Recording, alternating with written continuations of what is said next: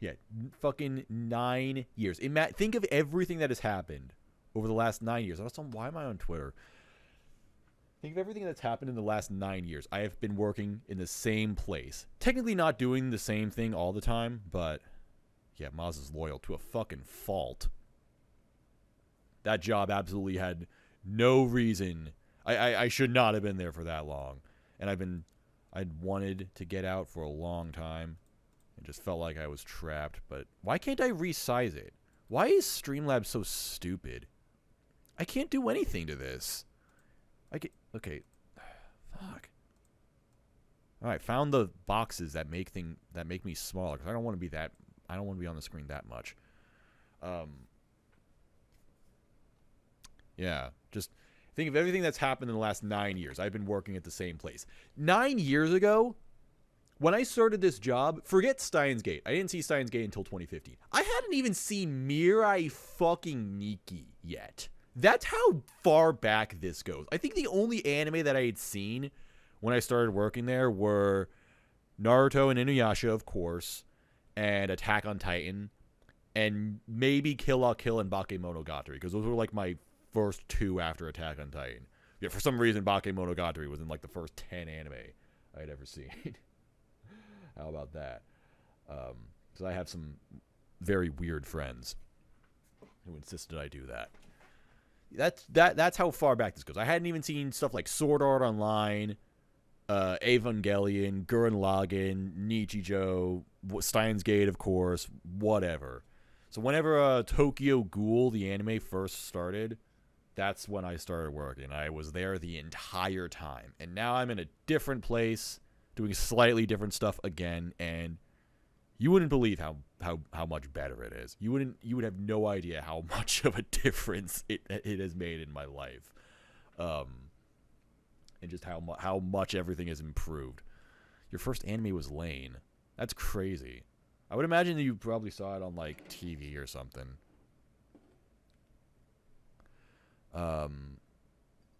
Like Lane was airing on TV, or maybe someone had a VHS lying around. Watching Lane on a that's why I haven't seen Lane yet. I need to watch Lane on an old TV with a VHS. That's the true Lane experience. That's what it was made for. I can't be watching it on my fucking computer. Like, what the hell? Computers weren't even a thing when Lane came out. Oh, also, I have a new desk now. That's the other thing. That's the other big change. I can actually sit properly at my desk, which is not something I was able to do for this entire time. I had such a piece of shit table that I was sitting at, breaking my back over it. Just terrible. Horrible. Because I honestly thought that getting a good desk would cost me like hundreds of dollars. So I just balked at the idea of getting a new desk. And then I just looked around randomly because one of my friends posted their desk, and I'm like, wow, that's such an aesthetic. And I saw that I could actually get this desk for like 120. I'm like, oh, well, I'm fucking stupid. I could have done that at literally any point, and I didn't.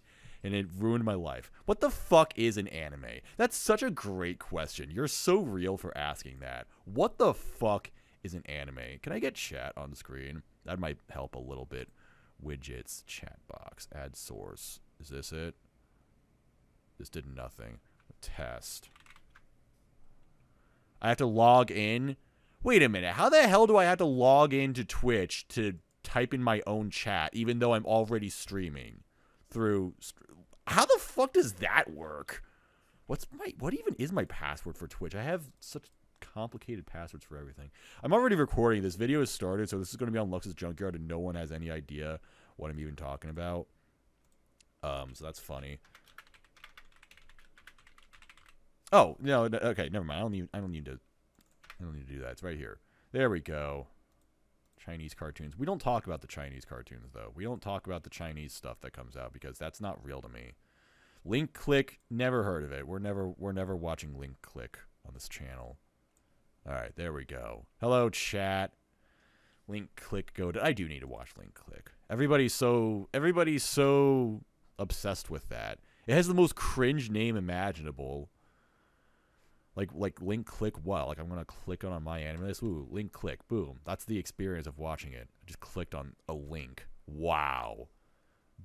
Brilliant. It has a Japanese dub. I mean, lots of these shows do. Anyway, all right. Let's talk about this stuff so that I don't spend like 5 hours doing this like I always do. I got a lot of stuff that I need to do today, so I would like to make this relatively short. I know that now that I've said that, it's not going to be short, and it's a fall season, so there's more anime coming out than usual. There's 3, 6, 9, 12, 15, 18, 1, 4, 7, 33, 6, 9, 42, 5, 8, 51, 4, 60, 63, 64. What the fuck? So even if we spend 1 minute on each of these, it's going to take me 64 minutes. Some of these I am just going to look at a glance and be like, no, we're not watching that. I'm not going to talk about it. Yeah. I mean, again, it's a fall season. Spring and fall are always the biggest seasons. Anime studios got to keep themselves busy with all this crap. I have no idea how they do it. I feel like every year at some point it's going to end, but it doesn't. It just keeps going, which is a good thing sometimes. I don't know. So we're going to talk about all these anime that are going to come out. Look at what anime that I'm interested in watching and will hopefully watch. I will plan to watch them, and plan to watch means plan to watch. It means I intend to watch, but I probably won't have time to watch it. So yeah, maybe I'll watch it in a year or two when I do the Lux's Junkyard Finish or Fail thing, which, by the way, I probably have enough material for 2 videos of those. I just need to like compile them. I have been watching stuff lately. Go to my Eminence. I've been watching stuff. I watched Masamune. Oh fuck! I watched Masamune-kun's Revenge. That's the one anime I completed this season. Of all the anime I could have watched, I decided to watch Masamune-kun's Revenge. That's fucking sad. I need to finish Spy Classroom. That finishes this week. I got time. All right. Let's talk about this stuff. Let's talk about Shield Hero. Rising of the Shield Hero. Season 3. I'm actually kind of amazed Shield Hero still has enough members to be the #1 anime this season. I thought Shield Hero fell off super hard. Everyone said it fell off super hard.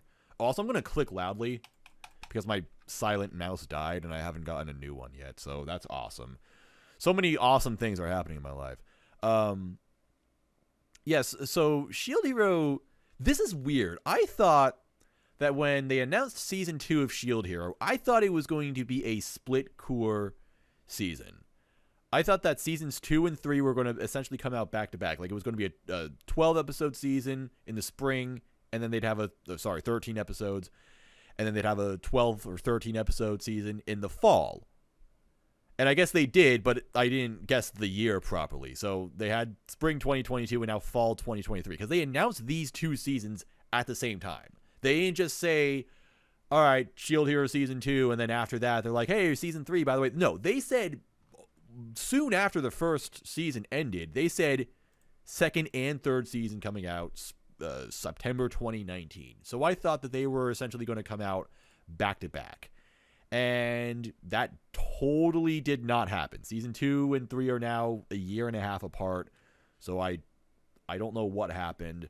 I mean, it would be like, and not only that, but this happened 3 years after they were announced. I thought that these were going to come out in like 2021, and I think I did hear that was planned. That was the idea. Naturally, COVID pushed a lot of stuff back, so that's understandable. But even then, like, that doesn't explain how it took Season 3 so long. It seems like this was planned really, really terribly. So I don't know. I did not watch Season 2 at all. I saw the first season. Shield Hero was okay. I can, like, take it or leave it. Like, it's actually not quite as bad as I thought it was going to be, because I remember watching it thinking that I was going to do, like, a hate watch of it. Like, I'm going to watch this, and then I'm going to make fun of it the entire time. And, I mean, it is really dumb. It is a bad series, but not quite as bad as I thought it would be. Like, there are worse series out there. But then Season 2 came out, and apparently Season 2 was just terrible. I remember apparently there was some overly long arc where they fought a giant CG turtle. I just heard it was really bad just in general. I don't know if this is people catching on to the fact that Shield Hero is bad in general, or if the turtle arc was just that long and that bad. I'm not entirely sure. I'd like to think that I will watch it eventually. I probably have it. Oh, I don't have it in my finish or fail list. Huh. You know what? I should add that. I'm going to add... Like, I really don't have it? Okay. I thought... I would have assumed that I had it. Oh, fucking alphabetically stupid. I'll put it below Shadow's house.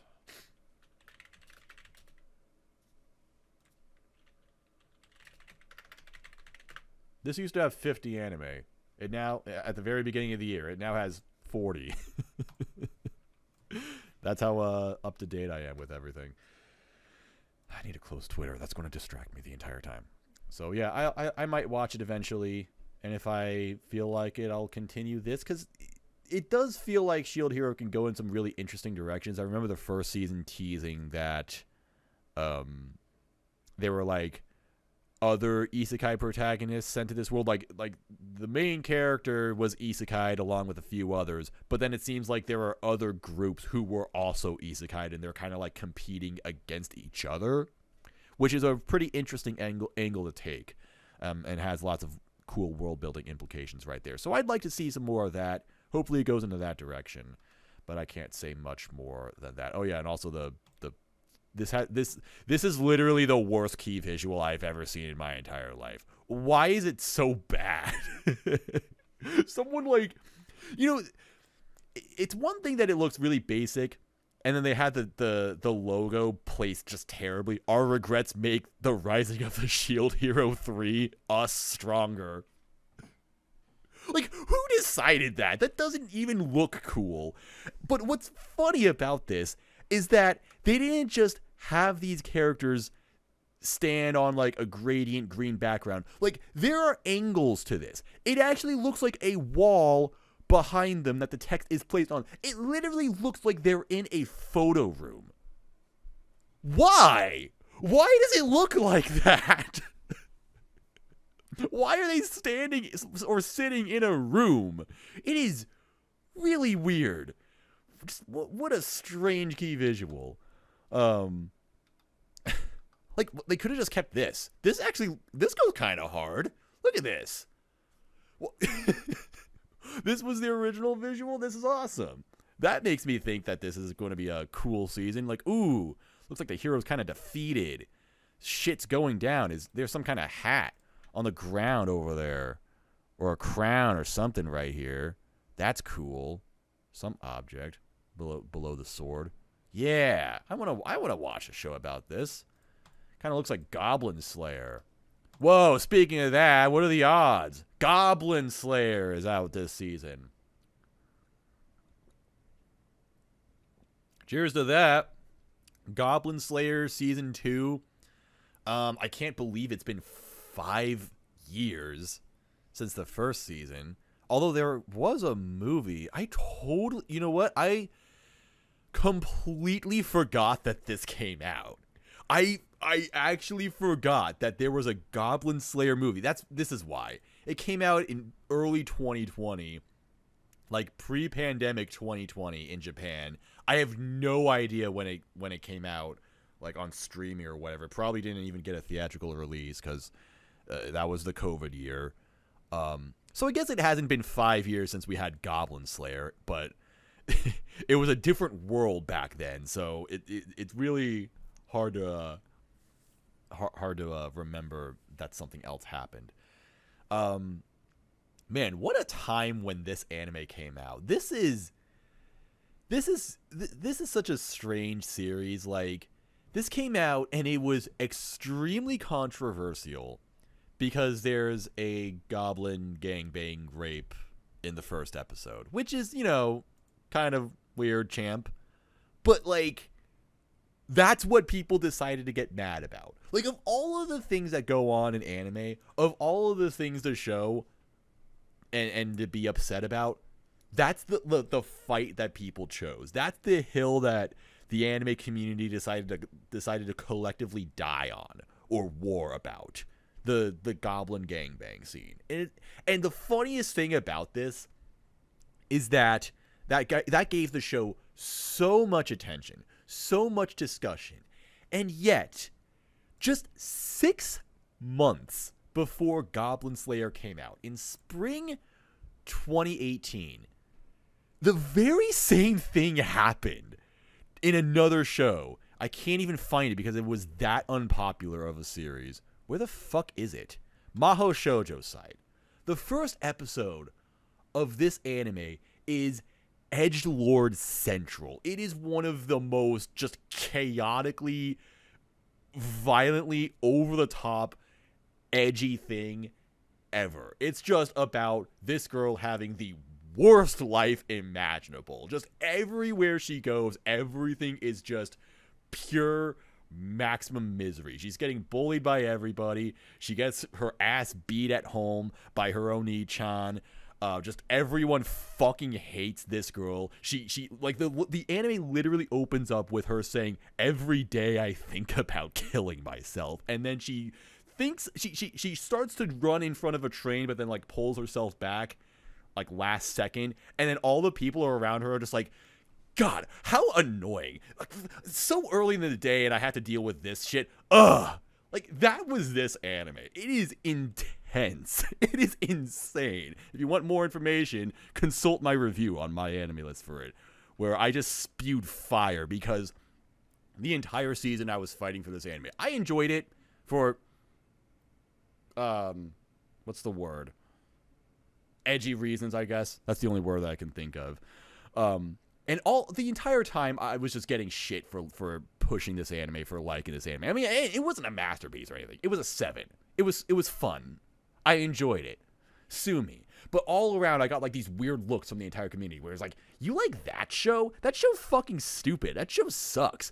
That show is just such edgelord bait. How would anybody watch this? And then 6 months later, Goblin Slayer does the exact same fucking thing, and everyone's like, wow, what a masterpiece of storytelling Goblin Slayer is. Or they're on the other side where it's like, why do people like this? Why are people watching this? It's such edgy garbage. Like, the double standard was so real, and I'm like, I hate all of you fucking people. You gave me such shit for Mahou Shoujo site and then turned around to praise Goblin Slayer. You put this show on a pedestal and buried the other one. Fuck you guys. And similarly, Goblin Slayer is an enjoyable show. Also gave this one a 7. Not even saying one is better than the other. They're pretty much on equal footing. It's solid. I like Goblin Slayer. I like how very literal it is. It's Goblin Slayer. The show is called Goblin Slayer. It's about a man named Goblin Slayer, and his job, his occupation, his entire life, his code in life is to be the Goblin Slayer. That's what he does. That's all he thinks about. His entire mood, his vibe, is Goblin Slayer. There's a character who's a priestess. Her name is Priestess. Her job is being a priestess. There's an elf girl. Her name's Elf.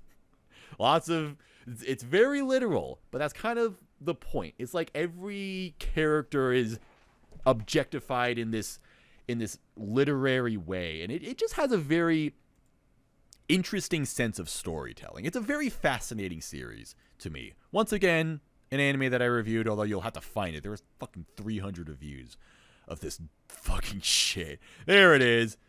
There's my review, which I thought was a pretty good review right there. I actually think, unironically, that was one of my better reviews. Unfortunately, no one read it. Lay Reddit. Ha ha ha ha. Thanks for the gold, kind stranger.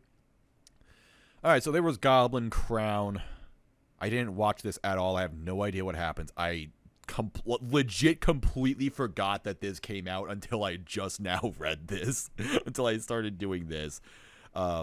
So that's cool, I suppose. I will have to watch that. I do see that the first 25 minutes is a recap. At least the whole thing isn't a recap, so that's usually a thing. So it's basically an hour-long OVA with a 25-minute recap for some fucking reason. Just to fill time just to make it a full-length movie, to get it out in those theaters. Group watch of Goblin's Crown. Yeah. I do need to do... Remember when we did gang watches? Yeah.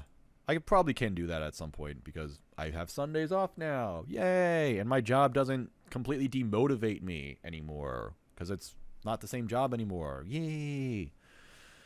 Yeah, I got to do that at some point so that I can watch season 2 because I'm very interested in watching season 2.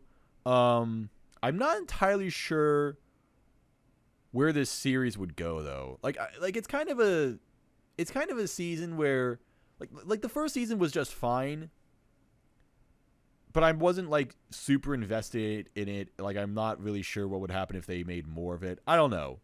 It's such an unusual series, but I'd be willing to watch more of it. Most exciting thing for me is that there's a Millie OP right here. So this year in 2023, I have gotten super hardcore into this band. Whenever the Spotify Wrapped comes out or whatever, guaranteed this is my most listened to artist of the year because I've been listening to them so much this year. I got completely obsessed with them. Funny thing though, I was really hesitant to get into them because they did the OP for the first Goblin Slayer. And I remember all the way back then, I didn't like that OP very much. I thought it sounded kind of weird. It's a very unique OP. Like, I'll give it that. It's structured totally unlike any other OP. It has a very odd tone to it. It's interesting, but I didn't like the sound of it. So when I heard their most popular song, World Execute Me, I'm just like, oh, they actually have a really good song. Didn't know that. That's probably their best song, so I'm not really all that interested in watching and listening to more of them. But then I did listen to more of them, and World Execute Me is their best song, but they have so many fucking bangers. And I've been obsessively listening to them for the entire year. Here's the funniest thing, though. I still don't like the Goblin Slayer OP. In fact, I'd go as far as to say that it's their worst song. Like, it's unironically their worst song, but it's their most popular song because it's, the Goblin Slayer OP. And that's just so funny to me. It's like, oh, no, I was totally right, but that was the worst first impression of this band imaginable. Hoseki no Kuni OP is, that's an interesting comparison because that is another OP that has a very strange tone, very strange structure to it. But I respect that one a little bit more. And that's Eureka, who I think does other stuff that I remember really liking. I haven't heard Eureka in a long time, though. Search in people. What other OP did she do? The B-Stars ED. Yeah. Oh, and the Hanebado OP. Yeah, the Hanebado OP was a massive banger. That was one of my favorite OPs of the year. So anyway, but Millie is a fantastic band. They have some of my favorite music from this year already. So I'm looking forward to the new OP right here. And and I'm looking forward to Goblin Slayer. I doubt we're going to get a big controversy because now everybody knows what Goblin Slayer is. There's not going to be any surprise gang rape anymore. The one thing, the last comment I'll say on that is I remember when Goblin Slayer was coming out, and I did hear that it had that. I didn't know that was in the first episode, though. So I'm like, oh, that's how this anime starts. That's funny. But, yeah, plan to watch. Yeah. I love the part where Goblin Slayer says it's goblin slaying time, and then he's slayed all over those goblins. Peak fiction right there. Love that. All right, Spy X Family, Season 2. I'm not going to lie. I didn't think we would get a new season of Spy Family this fast. And also, wasn't there a movie that just came out? Like, Code White. So I think that this is an original movie. Like, this is just some kind of random time. Like, I don't think this is going to adapt any part of the manga, but since this is such a popular franchise, it's going to have its own, spin-off movie like, My Hero Academia or like the Bungo Stray Dogs movie, whatever. I have a ping on Discord for some fucking reason. Oh, it's about baseball. It's very interesting. I know you can't see it, but I can see it, and I'm very fascinated by that. Anyway, so that comes out late December. Okay, wow, 2 full hours. So that's interesting. There's also a video game coming out. Like Spy Family is getting everything. It is become a massive franchise, which was to be expected. When the manga came out, it was super popular. Everybody was reading it. It's like the biggest non-weekly Shonen Jump manga that's out there, or that came out in the last like few years. So it was to be expected. Anya is a total meme character. Everybody loves her. That's about it. And of course, they continuously make Anya the central focus, to the point where it's almost kind of annoying. Like, the video game seems to be about Anya, and it's like, bro, it's about a spy and an assassin, and you made the game about her instead. I don't know. Yeah, it is what it is. I will say that I don't want to say that it's like that Spy Family is like falling off for me necessarily, but like, I stopped following the manga. I think it's a bi-weekly manga. I stopped reading new chapters as they came out around like chapter 30 or so, and that was somewhere like halfway into season 2. Like, when you got the episode about that one random kid who thought that he had to leave school because his family was dying or something, and then right after that, there was the episode with Yoru, like running around to get Anya her gym clothes, and then there was an episode where she was like worried about making dinner or whatever. Like, that's where Spy Family kind of like stopped being interesting to me. It kind of felt like the manga was just running around in circles, where it's like, okay, here's this character who's fun and all that, and nothing's really progressing. That's kind of how I feel about Spy Family at this point. Although, for what it's worth, I didn't finish season 2.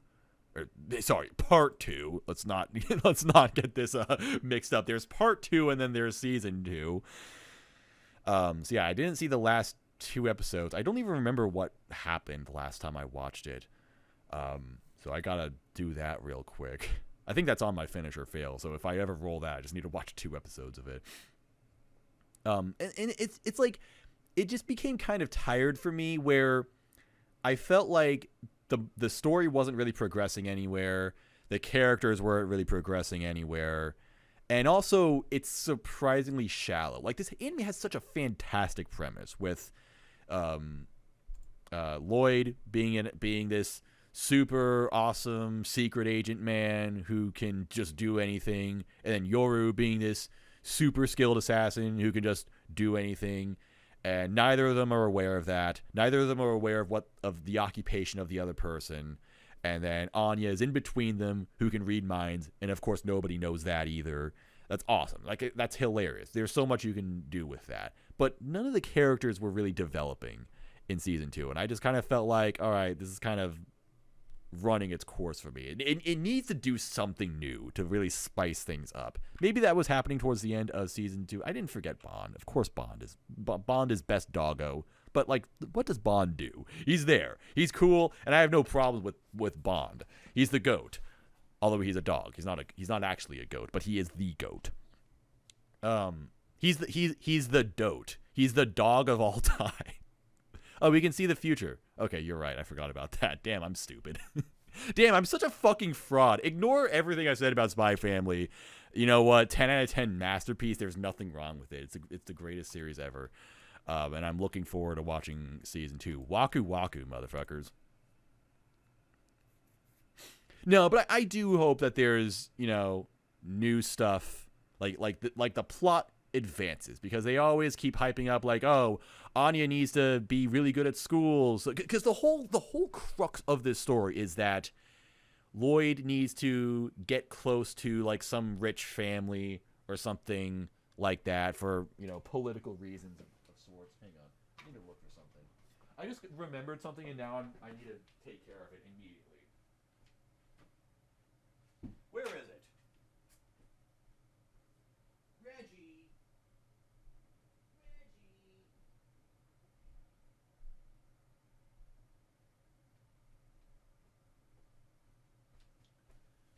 Sorry. Suddenly, I just remembered that I need to put a compression sock on my ankle, because my ankle fucking sucks. Because every now and then, like once or twice a week, I decide to walk into work, which is a 5-mile walk, and then I also work on my feet. So my feet are both broken, essentially. All right, got that on. Anyway, what the fuck was I talking about? Oh yeah, so the whole plot of Spy Family is that Lloyd needs to do this thing, so Anya needs to be really good at school and stuff like that, building this particular connection. And I think that was like starting to happen at the end of season 2, but then it was like, all right, where does the series go after that? Because obviously the series isn't just going to end at some point. It's not going to be like I don't know, like the mission that Lloyd is on is complete, and then everybody just like goes away because this manga is so popular, it needs to continue. I'm sure the author is probably sitting there like, I know how to end it and I can do it within the next 2 years, but then someone at Shueisha is just like just grabbing him by the collar and it's like, no, they're actually like Walter White in Breaking Bad. They're like, we're done when I say we're done. So they're gonna find ways to make this continue forever. But I hope that we can just get some fun stuff. But I mean, even if they don't do that, I mean, you know, just make everything about Anya. You know what? I actually have no problem with Anya because Anya is such a fun character that she really does kind of carry the series. Lloyd and Yoru, frankly, are really boring. Like, they're actually not that interesting once you take away the fact that they're a spy and an assassin. They're actually really just bland beyond that. And Yoru is just like just a plain waifu.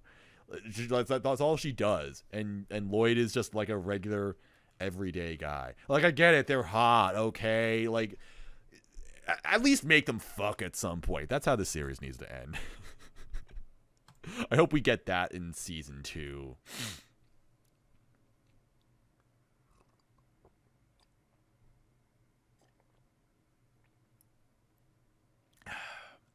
Hang on, I'm going to finish this.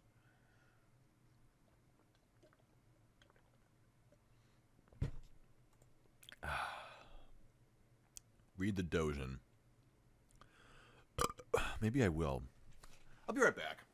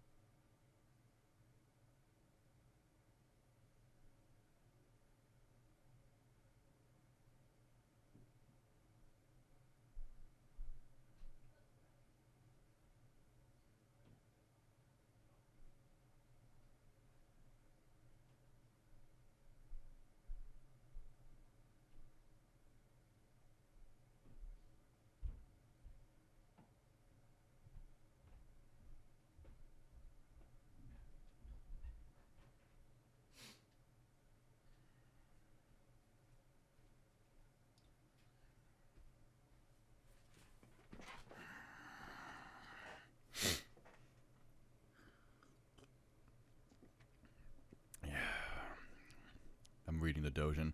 I wish I was doing something that interesting. Instead, I was just upstairs filling up my cup. A Dr. P. That sounds terrible. Holy shit, doctor. I just filled up my cup with piss. That's what I did. And I was doing that just to avoid having to talk about the Eminence and fucking Shadow again. Because, you know what? I think I've had enough of this fucking dog shit series for an entire lifetime. It's back again. So once again, just a year later, not even a year later, like 6 months later, I get to hear about how amazing this series is because it just has the most obvious and basic tropes that anime has ever had, and then says, but when we do it ironically. And then everybody's like, wow, fucking masterful storytelling right there. Like, I have never been more perplexed by a series before. Like, every series that I've ever experienced, I can at least come away thinking, okay, well, people like it for this reason or whatever. And then there's this show where it's not just popular, it's like legitimately well respected. I don't hear anybody slandering this series, and then when I do it, when I complain about it, everybody's like, no, Maz. Nope, Maz, gigantic L, totally 100% wrong. Even when I make my points, even when I dispute it, people are still like, nope, nuh-uh, I'm not having it. I've even, like, my friend Wolfsey on Twitter was, like, agreeing with me. She was like, yeah, you're totally right. And then she hadn't actually watched this series. And then she did watch it and was like, this series is amazing. Like, I can't even, it's like, no one is on my side. I am so fucking alone with this. Like, I legitimately see something in this series that no one else is seeing. No one in the entire world. It's like, how is this happening? What? Like, I'm in another dimension. Everybody loves this series. And everybody thinks I'm crazy for the things that I feel about it. How? How? Why? I don't know, dude. I don't know. It's baffling.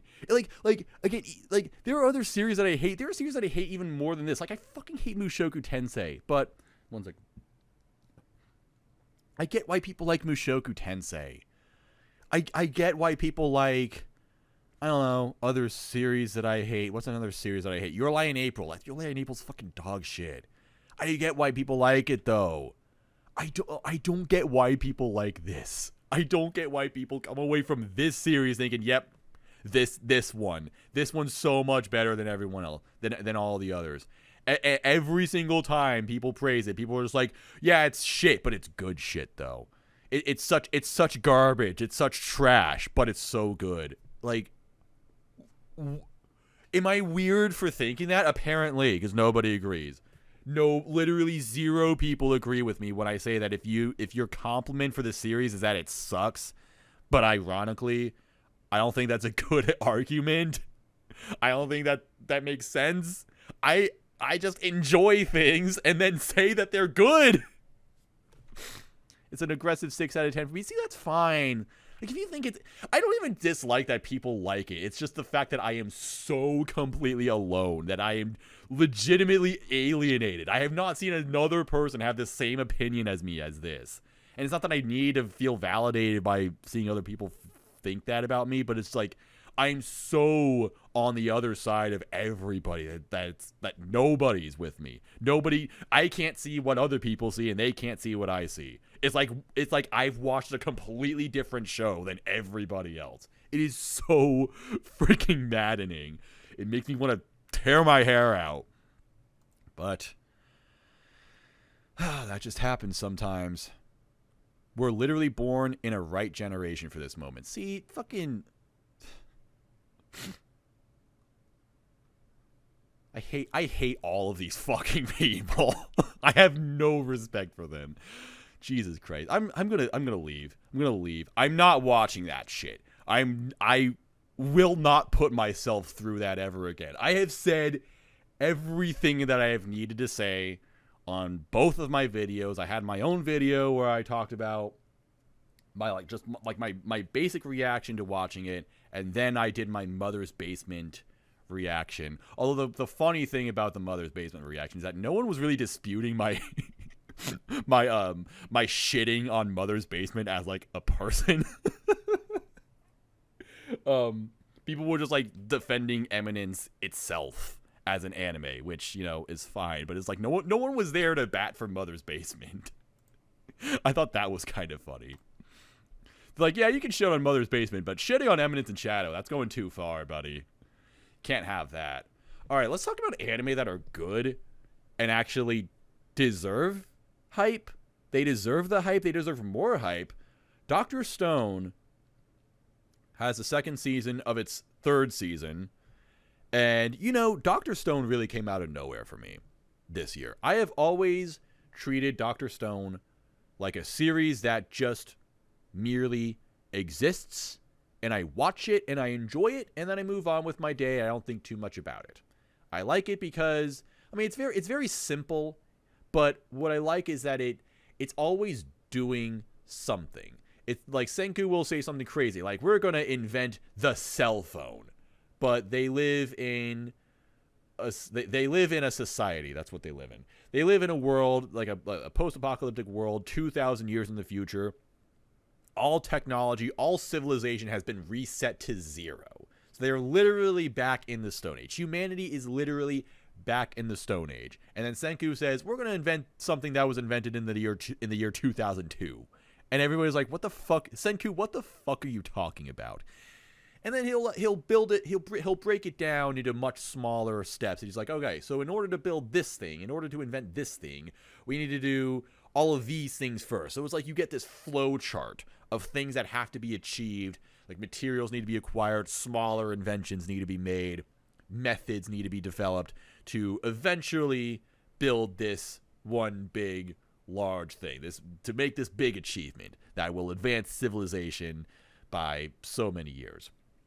That's what I always like about it. It's like it's always constantly working towards these goals. It always has these smaller goals that contribute to larger goals, and it's fun. It's very engaging to watch. But I don't come away from it thinking too much of it because the plot is very basic, the characters are very basic, the presentation is very basic.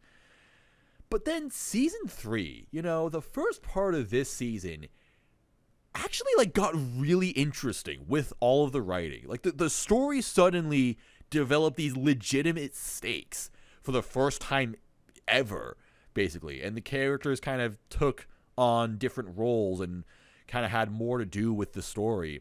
And it was just there was a new group of characters introduced. Like they find like a new civilization. And I shit you the fuck not, guys.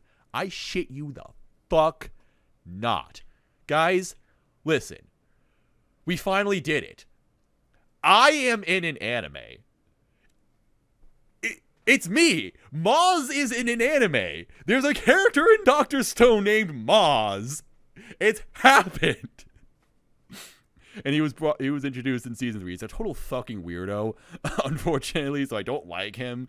But yeah, if you go onto Twixer now, my banner is now the screen of Dr. Stone. Maz is already so powerful that he's never cautious about anything. Does that not describe me?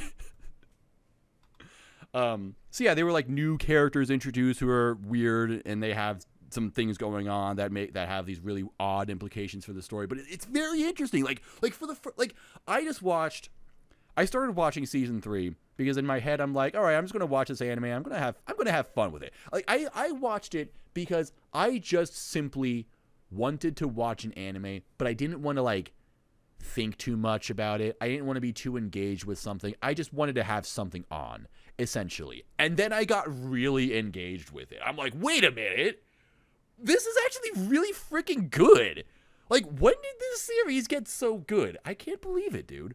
Dr. Stone is fucking awesome now.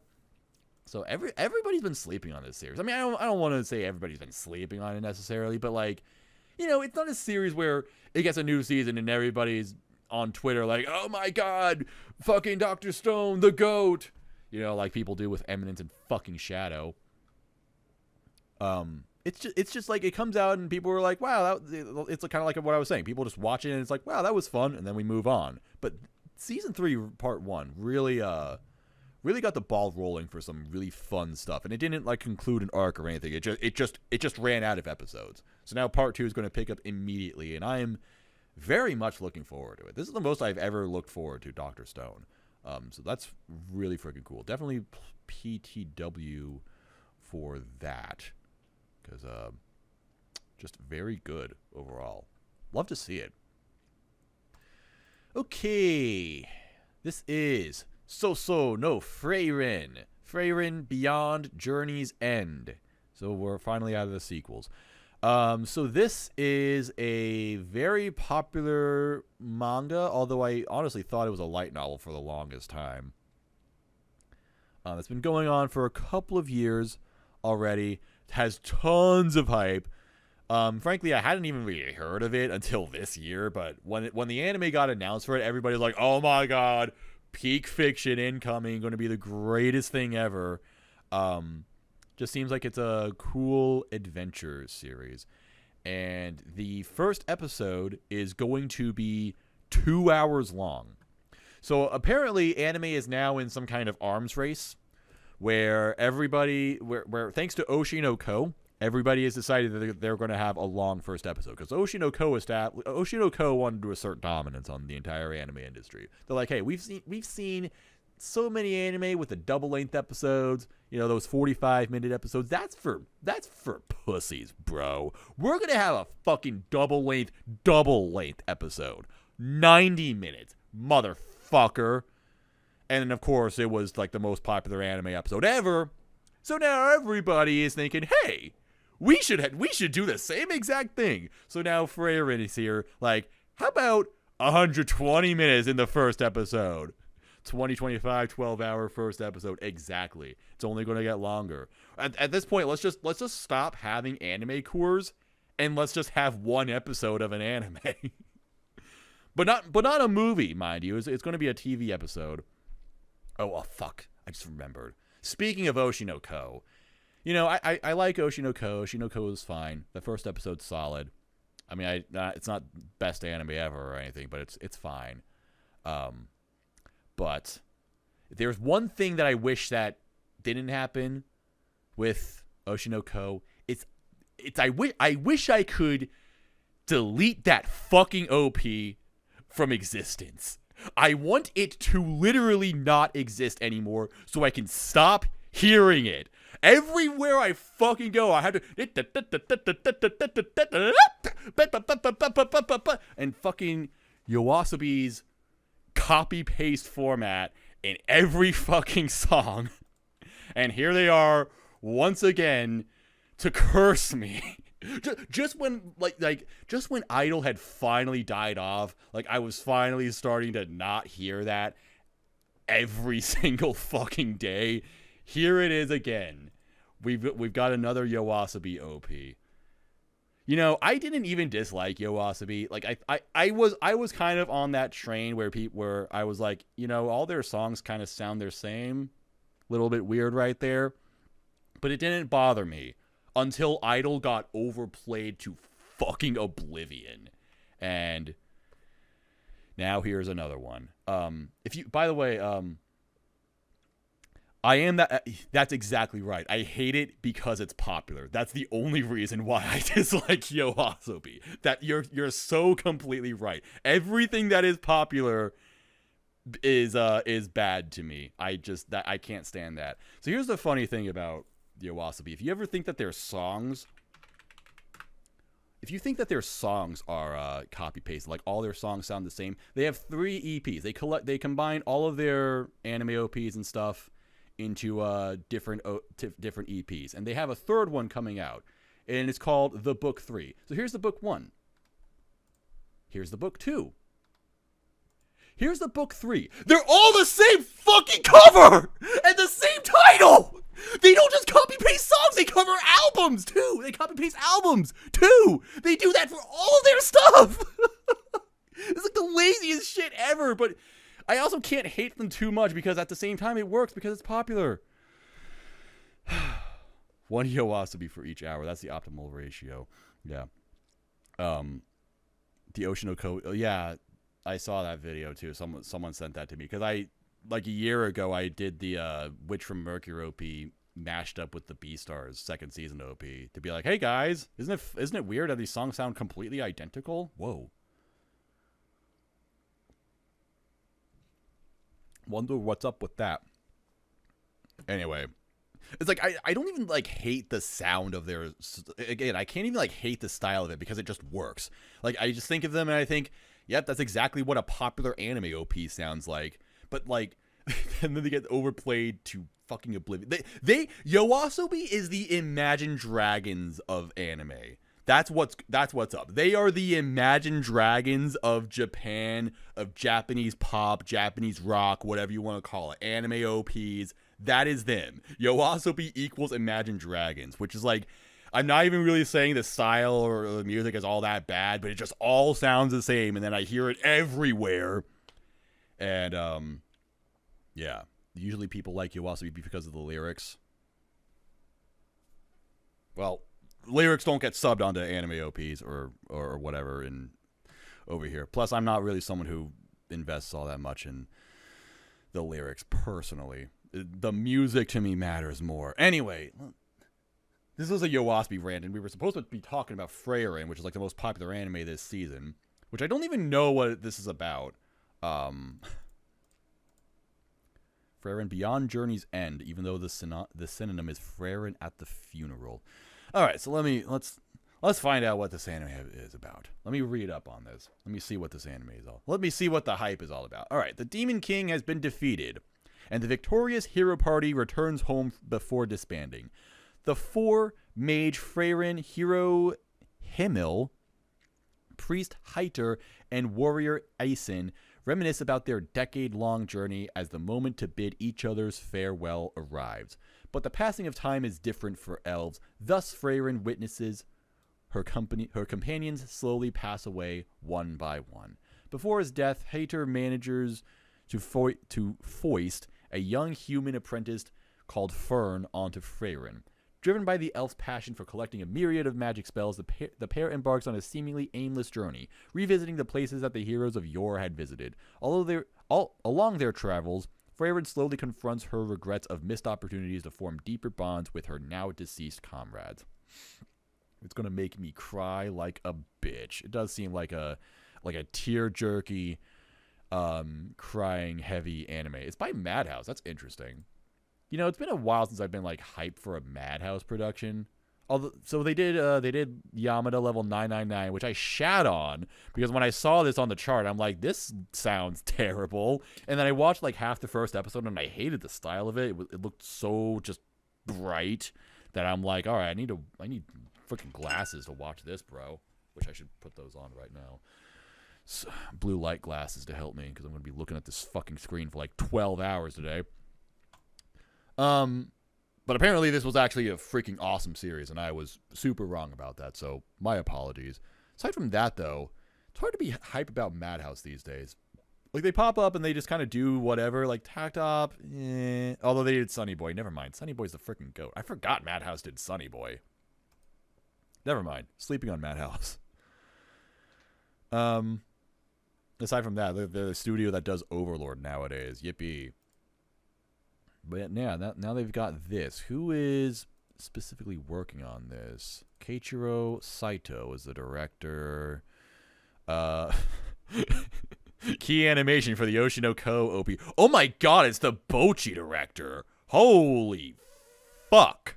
Okay, this is going to be a massive banger then.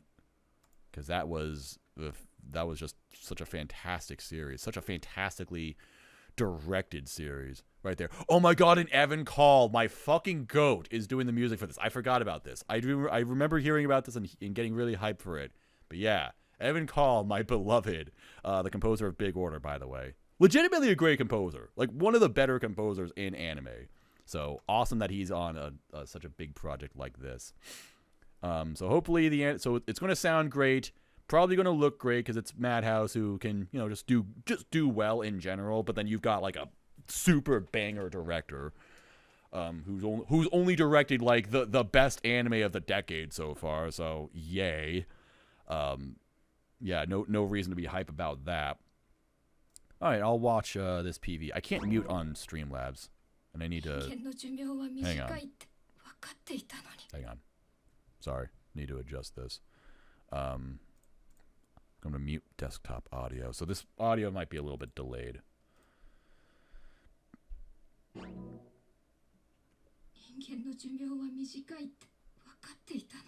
No subs? No subs? Can I please get a subtitled PV? 28 episodes. What? 28 episodes? How do you have 28 episodes? Oh, and also it starts in September. It starts in 5 days. This series is all kinds of weird. They've just decided, you know what? Fuck all y'all. We're going to have our own broadcast schedule. Let's see. New PV. Is this one subbed? Probably not. All right. Fuck it. Whatever. I'll just have to live without it. Live without subs.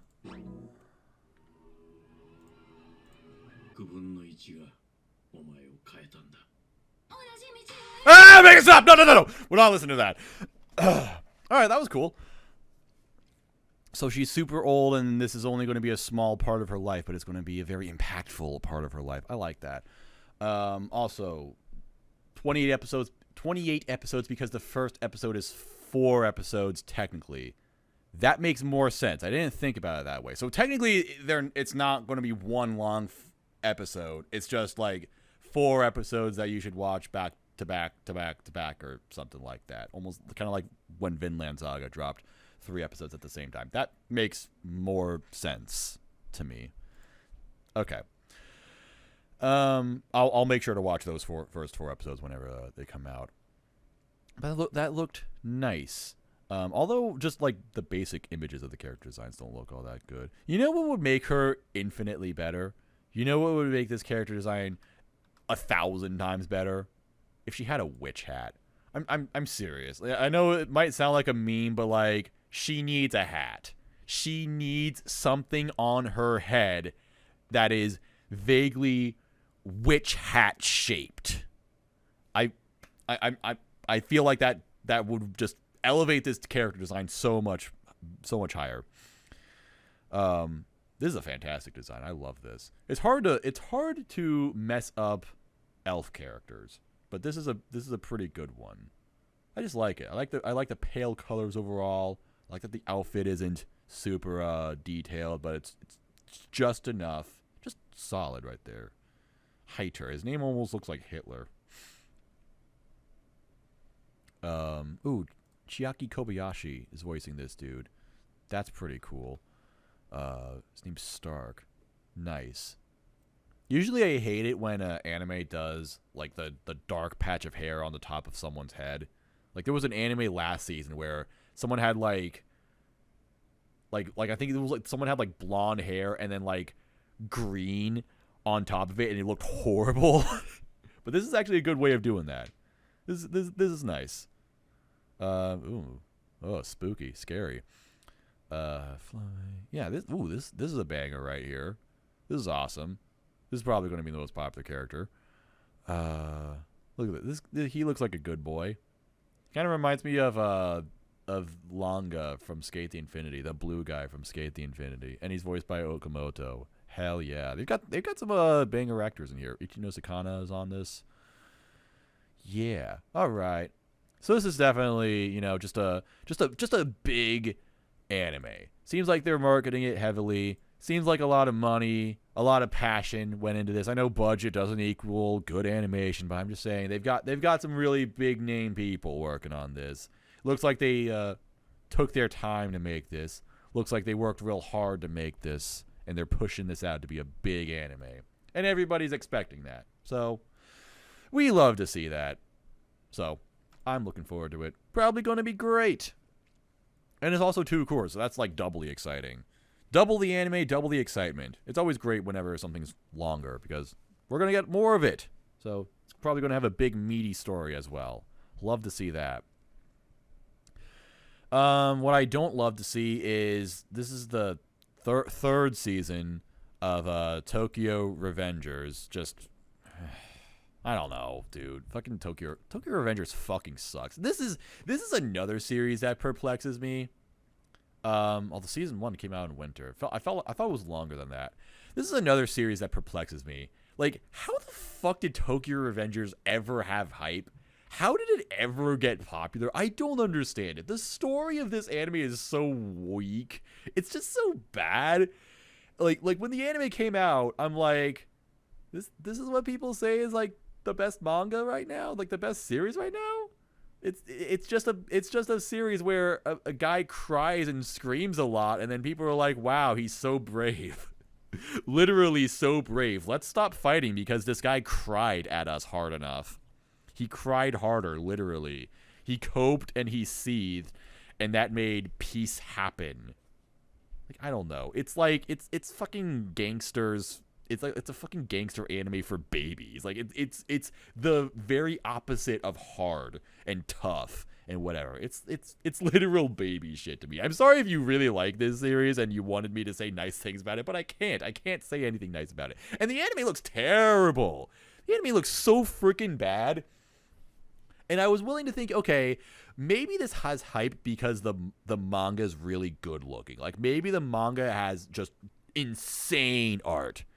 But no, the anime has the manga has terrible art. The manga looks like worse than the anime somehow. It's like, why does anybody like this series? It's almost like it's almost like it's ironic, like Kagurabachi right now, where people hyped it up like Morbius, like, oh man, this manga is a fucking goat, and then you read it and it's like, this is okay, this is a joke, right? Everybody's just kidding, right? Nobody's actually taking this serious. This is just really bad, and everybody's pretending that it's really good as like a prank on reality or something. I don't know. And the funniest thing is that Tokyo Revengers ended in the manga, and everybody's like, wow, that was the worst ending of all time. So now everybody just hates it legitimately. It's what a strange series this is. What a strange path this series has had. But yeah, we're on season 3 now. Yay! Did people like the first season? Wait a minute. Oh wait, this is season 2. Okay, never mind. I was wrong. 7.69. First season was in the 8s, right? 7.79. So yeah, it fell off. So people didn't even like the second season as much as the first. It already fell off. I don't know, dude. This series is whack. I don't enjoy it at all. If I were to watch season 2, it would be specifically to shit on it. You say, okay, put the swastika in the title, Mal scared. It's not Mal's fault. It's not my anime's fault. It's the fucking anime's fault. The anime decided to remove the swastika from Tokyo Revengers because they were like, oh no, everybody's going to see that it's a swastika and they're going to think it's a Nazi anime. It's not a Nazi. It's a Buddhist symbol. I get it. It's the manji symbol or whatever. But the anime community themselves decided to remove it. They've completely, like, even in the anime where they like make that their gang symbol or whatever, they still, the anime is like, no, we're not going to do that. No. Swastikas are just like literally not allowed in anime, because I've been rereading Naruto, and that was also a thing in Naruto, because the Hyuga bloodline symbol or whatever is like the Buddhist swastika, and that was completely removed from the anime. I don't know, whatever. The thing that's kind of funny about it though is that in order for fans to denote themselves as fans of Tokyo Revengers in public, like on Twitter, they'll put the swastika in their name, which always gives me pause. I'm just like, is this person a Nazi or a Tokyo Revengers fan? I don't know. The thing is, Tokyo Revengers fans are only marginally better than that. That's not true. I have nothing against Tokyo Revengers fan. If you like Tokyo Revengers, you know what? Good for you. Good for you. You guys have fun. Enjoy season 3. All right. How is this one so high up? This is the 8th most popular show of the season. Paladin of the End season 2. Was the first season that popular? I don't remember the first season being that popular. This came out and it was really mediocre. Let's see. 3, 6, 9, 12, 15. 13th most popular anime this season. Below whatever the fuck this was, My Senpai is Annoying, and Platinum End. And above shit that I ain't fucking watch except Nosferatu, Laika the Cosmonaut, or Irina the Cosmonaut. This was a good series. More people should watch this. This was good. Anyway, this came out. I was vaguely interested in it. I tried it. I watched one episode, and the entire time, it was about this normal main character who's just a human. He's hanging around these 3 like weirdo, immortal, undead creatures or whatever. And all of them are just like, oh yeah, back in the day, we were like the coolest motherfuckers ever. We did all of this shit, and we were so badass. But we're not going to tell you about any of this. We're going to wait until you get older. Like, the story was just constantly saying, okay, this is going to be really interesting later, but we're not going to tell you why. You're going to have to watch more of the show to find out. And I'm like, how about I don't do that? Because I'm not interested in any of this. It had no hook, really. It just kept promising that it would get better and more interesting later on. And I just hate that. in storytelling. Yes, I understand. Things get more interesting as the story develops because more things happening, it gets more complex, stakes get bigger, characters develop more, things happen. That's how stories work. I don't need to be constantly reminded that things are going to get better. So that's what this anime did like all the time, and it was just kind of just bland in general. I'm sure some people really like this because it has very detailed world building, like to the point where there are other languages in this anime that like they'll speak in this anime, I think. Or maybe I'm just remembering Mushoku Tensei, because this anime is actually very, very similar to Mushoku Tensei. It starts with the main character from birth in another world and all this stuff. But the thing is, it doesn't have anything that makes Mushoku Tensei good. It doesn't have that like it doesn't have like the quirky, detailed characters. It doesn't have the really interesting world building. I mean, I guess again it'll be interesting later, but like immediately in Mushoku Tensei, you kind of understood that things are pretty interesting over here. This is a cool series right here. It doesn't have any cute girls in witch hats or anything like that. But it also doesn't have anything that makes Mushoku Tensei insufferable. So basically, it just evens out to 0. It's like +5 better than Mushoku Tensei, and also -5 worse than Mushoku Tensei. It just cancels out, and it was just a really bland and forgettable series to me. And I'm a little bit surprised that it got a second season. And it's also by OLM, which is a very strange studio who I'm not sure if I actually trust and enjoy all that much anymore, because they were the studio that did all these kids shows, most notably Pokemon, and they were always like a really tightly run ship. They just got shit done over there. But then for some reason they decided to do late night TV anime, which at first was cool because they did Odd Taxi and then Komi-san like back to back in the same year, and it's like, okay, banger city right here. But then they started taking on some completely other random projects. Love All Play, fucking like, who wanted to watch this? Who asked for that? Nobody. Taking on sequels, Nagatoro season 2 or whatever. All this random shit. I mean, they could still drop bangers. They still had Summertime Render. Apparently people did not like Dark Gathering. Apparently Dark Gathering is not the play, which is unfortunate because I thought this was pretty interesting. Although admittedly I didn't love it either. They have like so many random projects now, and it kind of seems like this studio might be falling apart as a result. Like there was a Zom 100 last season, which is literally, it was made by a brand new studio from fragments of OLM. Like staff from OLM broke off, made their own studio, and then they made a show about how it's terrible to work for a black company, and everybody in the industry is like, yeah, they have their reasons for that. It's like, oh, okay. Although that studio wasn't very well run either. Turns out running an anime studio is really hard. No one knows how to do it except for like 2 people. Kyoto Animation and Gohands. That's a very well run studio right there. Anyway, I just wanted to I wanted to make a tangent about that. I don't actually really care about this series. I respect it though. It seems like a series where the author is really passionate about it. I'm sure that there are people who are like big world building nerds, big fantasy nerds, and also big tabletop nerds who will really like this, because I know that the author of this series is like a huge tabletop fan. Because I remember when this came out, I like saw the author on Twitter. They were like pushing. They were like, "Hey, I made this anime. I made this novel series that this anime is based on, and here, and that's cool and all. Thanks for the support, but I want to tell you all about this big this like big tabletop thing. There was like some controversy with like a D&D game in Wizards of the Coast or something that he was advocating for. I don't remember what it was, but it was pretty cool to see. And it's like, all right, this dude's a G. I remember this all happening because Anime News Network had like this dog shit review of this series where they were just like shitting all over it and also shitting on the author somehow. And it's like, okay, well, that's a little mean.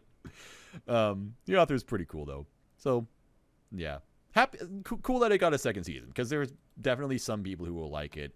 I just wasn't all that interested in it. Okay, here's Keikenzumi na kimi to Keiken Zero na ore ga otsukai suru hanashi. Our dating story. The experienced you and the experienced you and the inexperienced me, Kimi Zero. Kimi Zero, the one true enemy to defeat Re-Zero. Let's see. Who is Kimi? Oh, okay. So I thought Kimi Zero was the name of a character in this, and I was looking for someone in the cast of. I was looking for someone in the character list named Kimi Zero, but no, that's the abbreviation for it. This show is called Kimi Zero. Where does Kimi? Oh, Kimi Zero. Okay, I was wondering where the shortened name comes from. This is what, the 9th most popular anime this season. It looks terrible. Why is this popular? You know what? Okay, so this is Studio Engi. There's something fucky going on. I bet all of their like however much money gets put into whatever anime these guys make, it must all go into the promotion of these anime. It must all go into marketing so that they can get their anime to the top of the charts, because they did this shit for The Detective Is Already Dead. This anime was pushed so hard by like Crunchyroll or who the fuck ever. This was like the most popular show of summer 2021, and it was terrible. Everyone hated it. I saw this on the preview, and I'm like I saw the trailer for it. I'm like, that trailer looks like it was all scenes from the first episode. And then sure enough, the first episode came out. Everything in that trailer was in that episode. Nothing about this episode was good except for a little bit of that animation, which again was only for one episode. It fell off immediately after that. And everybody all over the internet, like everybody watched the first episode and was like, okay, that was pretty interesting. And then it just kept going, and everybody's like, wow, this show fell off so hard, even though I would contend that it was never on in the first place. And it was just perplexing to me that this show was popular at all. I'm like, there's nothing all that interesting about this series. Like, why is this the most popular show? It really was at the time, like the most popular show of that season. I mean, even now, like, it's only less popular than Vanitas no Cart, which is a good series that everybody likes. And then, what the fuck is this? Tsukimichi. I don't remember this at all. Oh, it has a second season. Okay, well, there you go. And then this show or whatever, Realist Hero, which also got a second season. Whatever, some isekai shit. This was a dog shit season right here. Sunny Boy should be the most popular season, most popular anime. Anyway, how does that Otome show have a 7 mean score? My anime list, bro. No one knows. So anyway, I mean, I'm sure Studio Engi themselves isn't like in charge of the marketing or whatever, but still, it's like small correlation right there where they have some really shitty looking anime that are also somehow super popular. So there's this. Is the source really popular? No, this happened with The Detective Is Already Dead as well. This happened exactly for The Detective Is Already Dead. That source had no fucking hype whatsoever. No one had read that shit before. But then the anime was super popular for whatever reason immediately when it came out. And now it's happening again. This source is not at all popular. No one's talking about it. But this is the 9th most popular anime of the season. Something is fucking wrong right here. Someone is marketing this anime way too much. That's very interesting. All right, what is it about though? You know what? Maybe I'm wrong. Maybe I'm totally wrong. I'm just making baseless claims. I mean, I'm just saying this anime looks bad based on the key visual, which is like, I don't know. This doesn't look good. This doesn't look good. Something's wrong with their faces. This guy's mouth is shaped weirdly. It should be, I mean, his whole head is shaped wrong, honestly. It's just wrong. Her face is shaped in a terrible way. Her nose is like right here for some reason, and then her mouth is down here. Like this, her nose needs to be pushed to the left, like here, and then her mouth needs to go down a little bit. That's what I think. So yeah, so that's the key visual. This is what you want to, market your anime with. This is what you have. This is what you want to have, like giant posters of hanging up in Shibuya or something. You want everybody to look at this, and I can just tell at a slightly smaller, on a much smaller scale, there's something wrong with this. So what do you think that says about the anime itself? But I don't know. Maybe missed me with the first 80 minutes. You didn't miss much. It's okay. Don't worry. This is only going to go on for like 5 hours. But maybe it's really good. I don't know. Maybe it's great. Let's find out. Let's read. Ryuto Kashima is a gloomy high schooler. As part of a punishment game, he was forced to confess to Runa Shirakawa, a girl from the top of the school cast with an E at the end. What is that? Is that a word that I just don't know? Cast with an E at the end. Huh? Any of the ranked heredity endogamous social groups, often linked with occupation, that constitute together traditional societies in South Asia, particularly among Hindus in India. Could have fooled me. Could have fooled me. That's the first time I've seen that word. Who was admired by anybody. But the most popular girl at the school. That's what they were trying to say. They end up going out for the unexpected reason of, I'm free now, so... But Ryuto ends up following and eavesdropping on Runa being confessed by a handsome soccer club member, and Runa bringing Ryuto, whom she had just begun dating, to her own room as a matter of course. Okay, this... They have different friends and ways to have fun, and they are different in almost every way. Nonetheless, they begin to relate with each other after being surprised by their differences every day and accepting them. Why is this the most popular anime? Yeah, okay, so this sucks. Yeah. Let's watch something. I can't spell zero. I'm so stupid.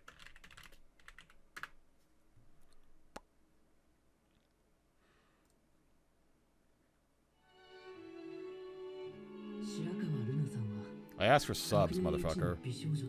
Alright, thanks for listening to me.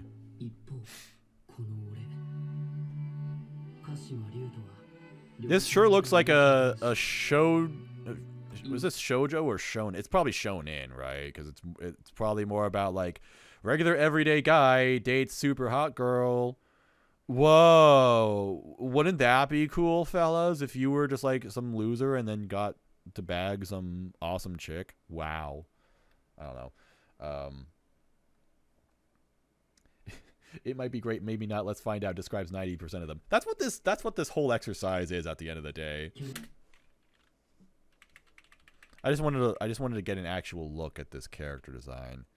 You know what? I can't say too much about it. Her eyes are very colorful. Not in a way that I like. Yeah, actually I hate them the more that I look at them. Why does she have why are there 4 like light reflections right there? Are there like 4 suns in the sky in this world? Is that why she has 4 different lights in her eyes like that? Or technically 5, actually. What the fuck is going on here? What if I was an anime? I ask that myself every single day. What if I was an anime? I wish I was an anime, dude. My life would be so much more interesting. I mean, look, it'd be a terrible anime. It'd probably have like a 5.7 on my anime list and in a 50% drop rate. But, you know, someone out there would like it. You know, I'm the one guy who likes Urahara. So, I would be the Urahara of anime. Yeah.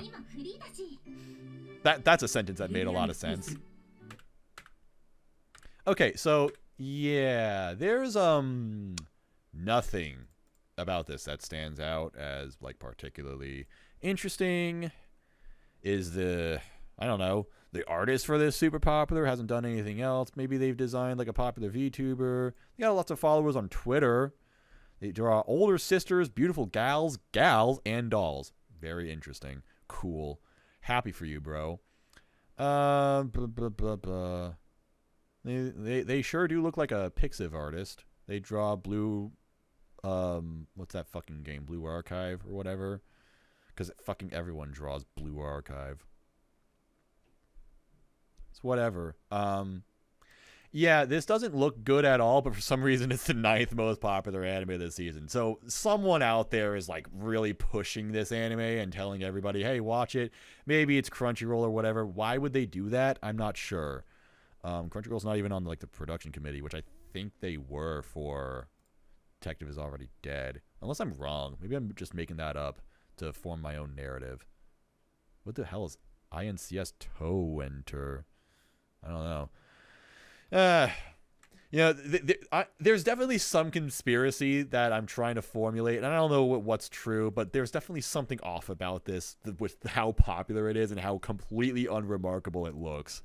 So I'm definitely onto something when I say something's wrong, but I don't know what it is. But I'm just gonna, you know, pretend to ignore it, or I just outright will ignore it because I'm sure that it's gonna come out, and I don't know, maybe the first episode will be good, but then in 2 episodes time, everybody's gonna be like, wow, this kind of sucks ass, and it's gonna have a 6.5, and everybody's gonna like forget about it. No one's gonna talk about it ever. All right, I need to go upstairs for a second. I'll be right back.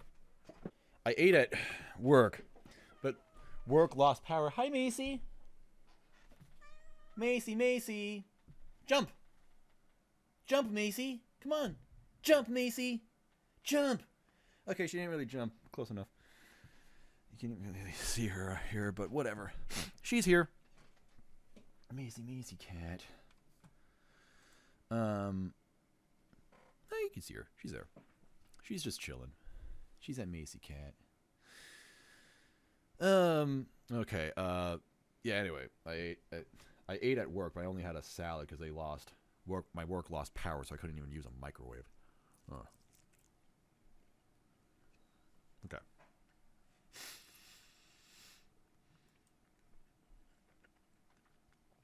I don't see this word a lot in my life, so I'm probably going to mispronounce it.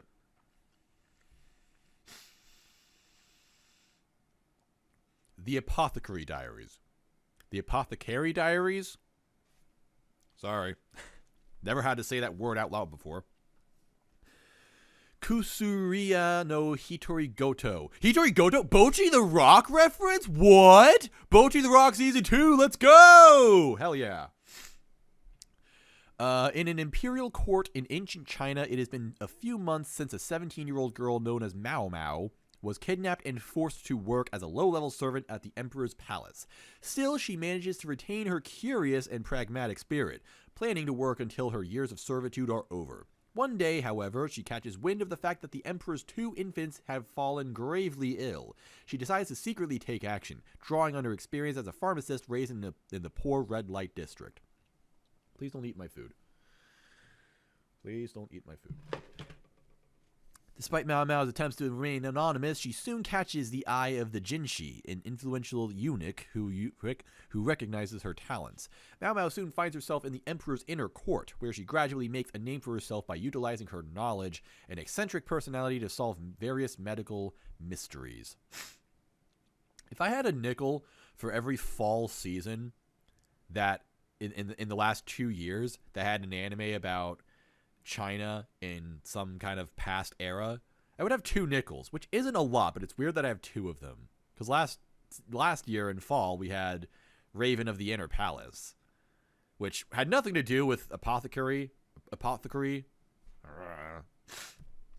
But it was definitely about ancient China and working in the palace and just kind of like being a slave there or whatever. Very interesting. Also, my life's great, MCH. Hope you've been doing well. I had this long tangent earlier about it, so I won't revisit it, unfortunately. But things are good right now. But yeah, I also heard that people were liking this. I heard that people were people smarter than me were saying good things about it. Kevin Penkin soundtrack. Okay, very interesting. Director, I think I recognize this director. I thought I did. No, I actually don't. He directed Maho Yome. That's interesting. And also Yowamushi Pedal. So he's directed lots of stuff. So that's cool. I thought it was going to be a Madhouse anime. It's OLM once again. Another random show that they've got. It sounds kind of interesting. Honestly. It's about... All I can say about it is the manga popular. Or is this some... Oh, it's a light novel, actually. A light novel that's been going on for a super long time, actually. It's got a manga that's been going on a little less than... Oh, wow, wait a minute. The manga's actually really popular. Wow, that's unusual. I've never seen the manga adaptation of a light novel be more popular than, like, the original light novel. Usually it's, like, the other way around, I think. Kind of like with like ReZero, like the novel of that is way more popular than the manga. Although that being said, I mean ReZero is a little bit different because they change artists like every arc or whatever. I don't know. It's very, very interesting. So that's why people are into this. That's very unusual. All right, let's check this out. Wait a minute. Don't. I haven't learned my lesson yet. Ow, claws, Macy, claws.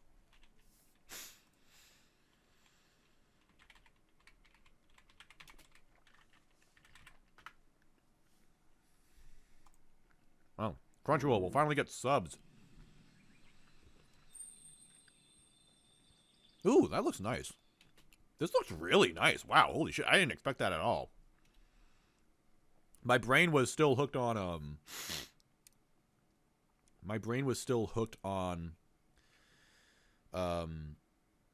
Raven of the Inner Palace, which looked kind of bland and muted in coloring, because I guess it's like, oh, it's the past. They didn't have color in the past.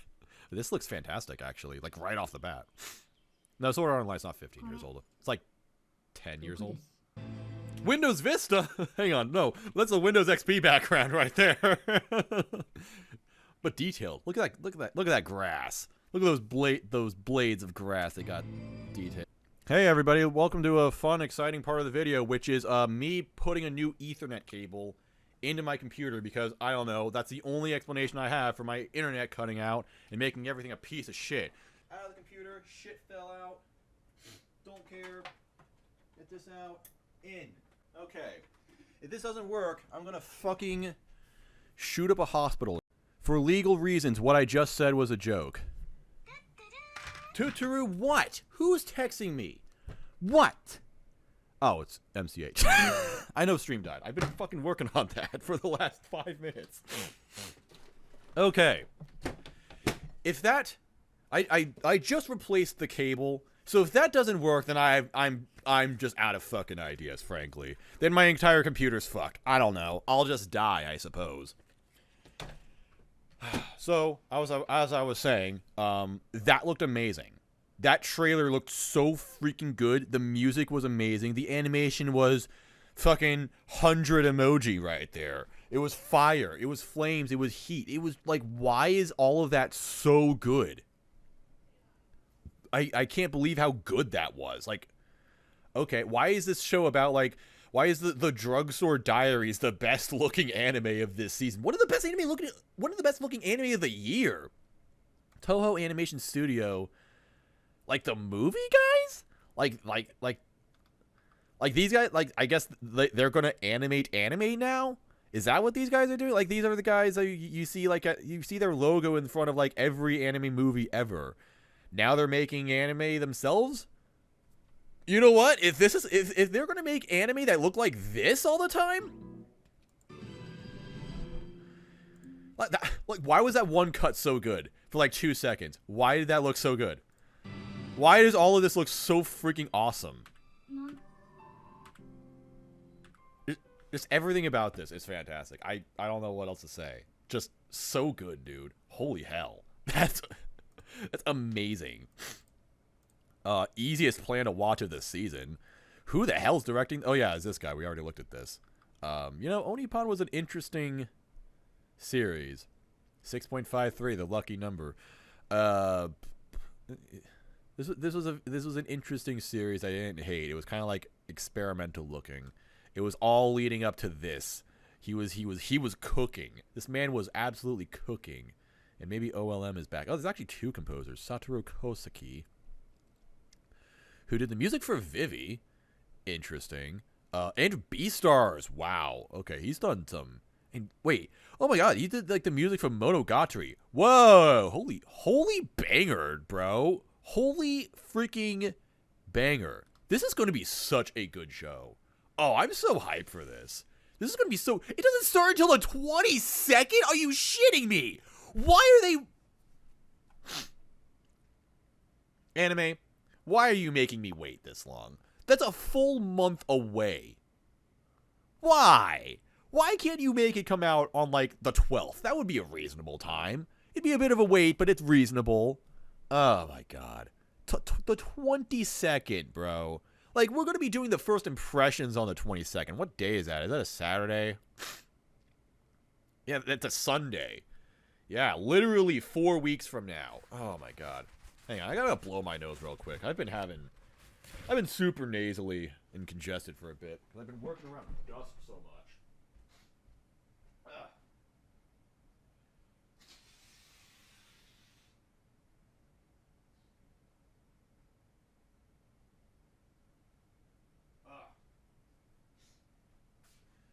Sorry, so many interruptions. I said a long time ago that I wanted this to be somewhat brief. I didn't want this to be 4 hours, and I keep getting distracted with my internet dying and all that.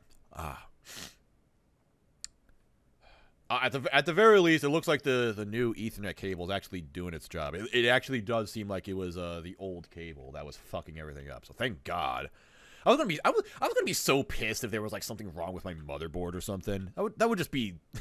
I don't need to deal with that shit right now. Okay, here is Undead Unluck. This is an adaptation of a weekly Shonen Jump manga.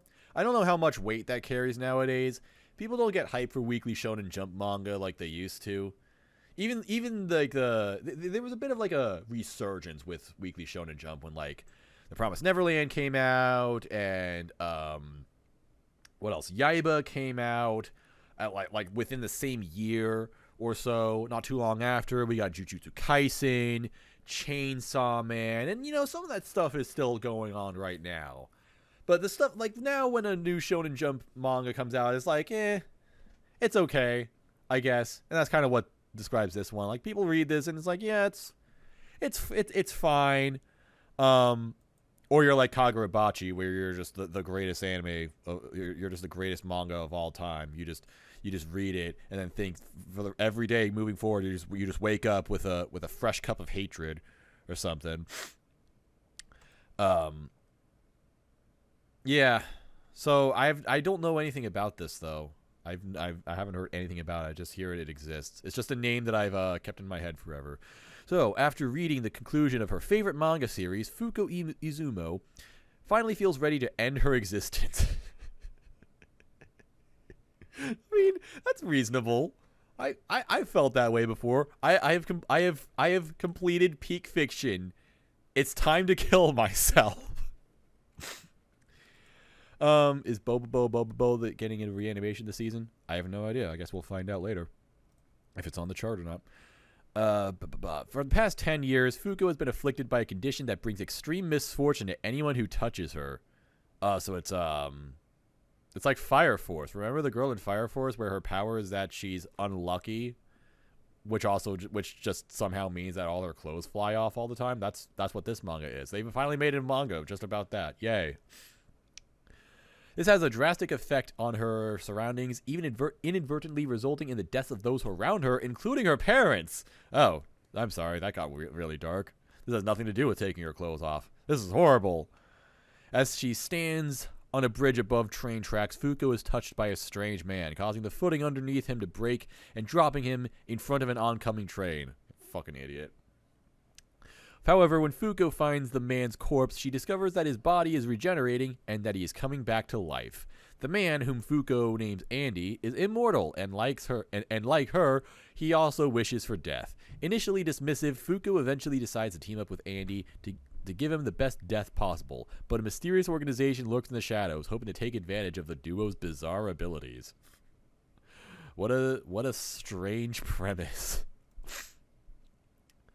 Let's see character designs on AnyDB. Oh, I wanted to look at the character designs for that other show, the Apothecary show, the drug show. That's what I'm talking about. He looks like a combination of someone from DBZ, like a DBZ villain, and also someone from Nanatsu no Taizai, which is kind of an oxymoron because Nanatsu no Taizai is very obviously influenced by DBZ, like story wise and design wise. But that's what I feel when I look at this guy. She's got a funny hat. She looks funny. She's a funny character. Apocalypse. Wow. Okay. Fuck yeah. That's what I'm talking about. These are some whack-ass character designs. Phil. Oh my god, he's a puppet. He's a marionette. Look at this dude. This is wild. I have no idea what the hell is going on in this series. Like, what is any of this? What the hell is she wearing? She's got a funny fang. That's cool. Kind of reminds me of Power. This is wild. I have no idea how to feel about this. Ziyuvachi is doing the OP. That's the person who did the OP for Doro, most notably. And they've done some other stuff. They did the OP for Raven of the Inner Palace. So that's cool. Wait, is that who this is? It's Mario? No, so the guy who it's Shaw. Shaw's voicing this guy. Let's fucking go. Hell yeah. We love to see that. I have no idea what he's supposed to sound like though. I'm gonna She's so happy about it. We love a positive attitude. Oh my god. I don't know what I just watched, but I definitely had fun. This looks awesome. You know what? I don't know why people in Weekly Shonen Jump are complaining about this series or whatever. Why isn't this more popular? This show looks fucking dope. Maybe the manga isn't that interesting, but the animation is just really selling it. Good job, David Pro. Shout out to David Pro. David Pro never... Okay, they actually have missed, but not usually. They don't usually miss. Hell yeah to David Pro. That was... I just loved everything about it. I have no idea what the hell I just watched. I have no idea what the hell any of that was, but I want more of it. I want to watch a full show where chaos just happens. That's my kind of show right there. No, shit. Okay.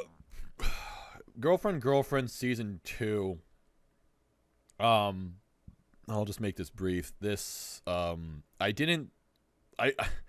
saw this like on the chart when this first came out. It seems like it's about some kind of weird polyamorous relationship.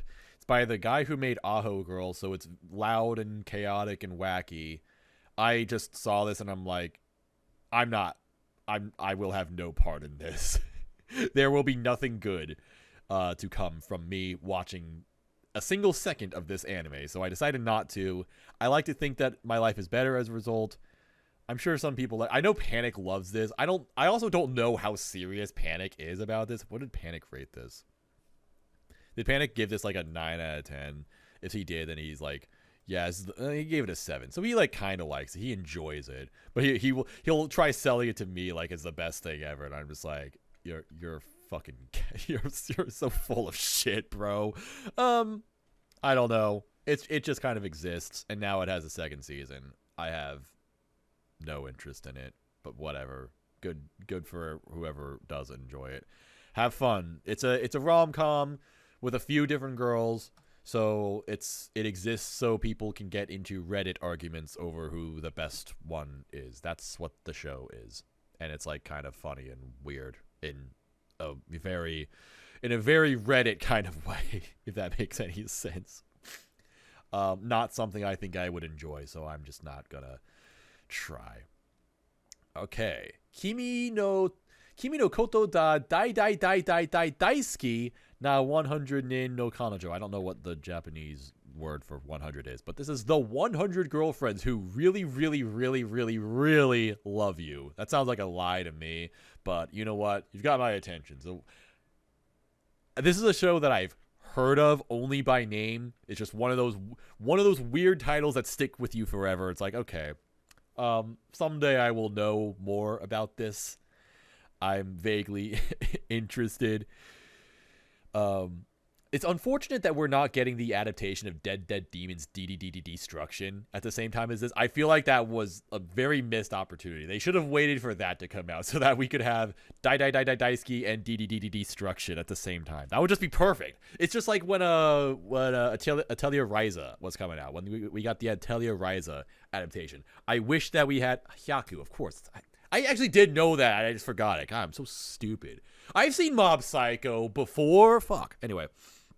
It's like when Atelier Ryza came out, and I really wished that at the same time we had Witch Hat Atelier come out, so that we could have Witch Hat Atelier Ryza.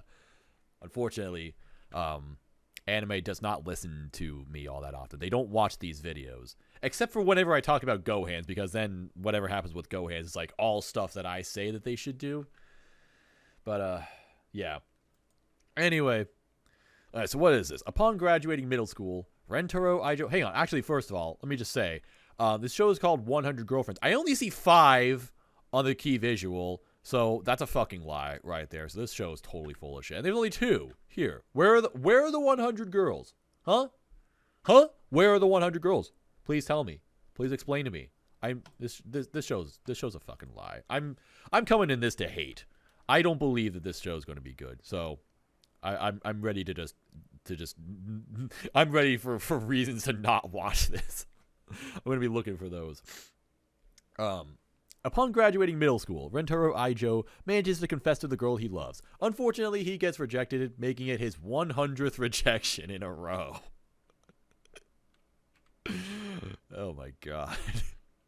See, now this is a show for Reddit right here. This is a show where this is a show made for the average Redditor. Hell yeah.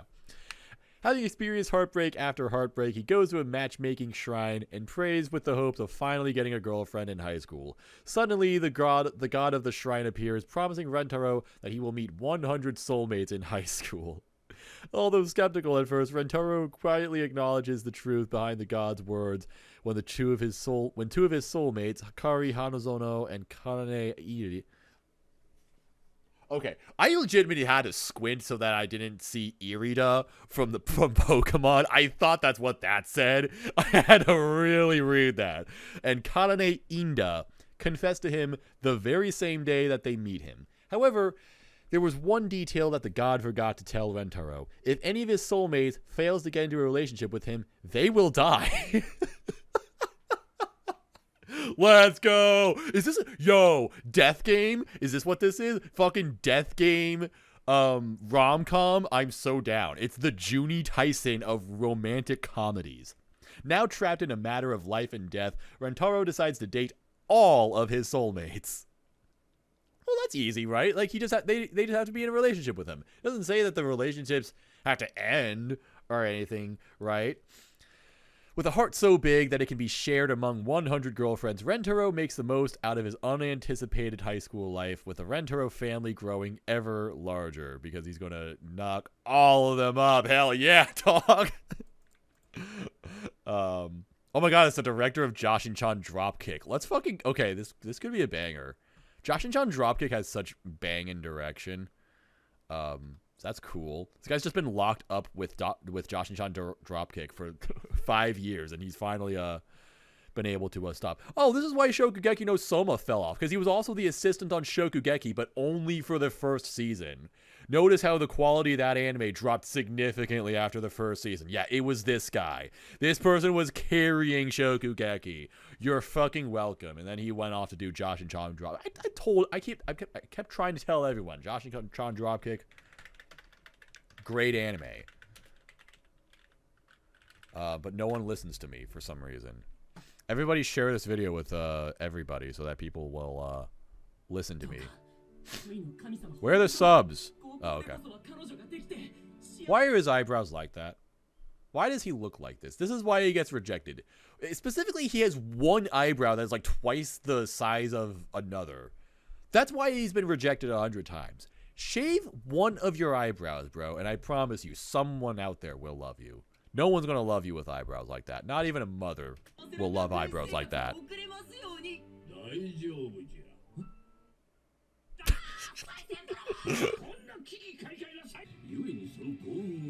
Oh my god, this character design's freaking me out. Why are her eyes like that? Holy hell, that's freaky. I don't want to confess to her. I don't want her to be in the 100 girlfriend harem. What will he do? You know, this is one of those premises that sounds so stupid that it circles around to being, like, actually good. It just kind of gives me that vibe where it's like, all right, on the surface, this is really stupid. But then once you get deep into it, you realize there's some cookery happening here. I want to watch this. This sounds kind of funny. Oh, wait, I'm not watching it. Sorry, don't ban me my anime list for putting this on my watch list early before it comes out. The designs are nice. Yeah, I should look at those. So eventually he will have 100 girlfriends. This man is going to fuck 100 anime waifus, and there's nothing you can do about it. This ugly son of a bitch is dating 100 women, and basically you are fucking stupid. That's this anime.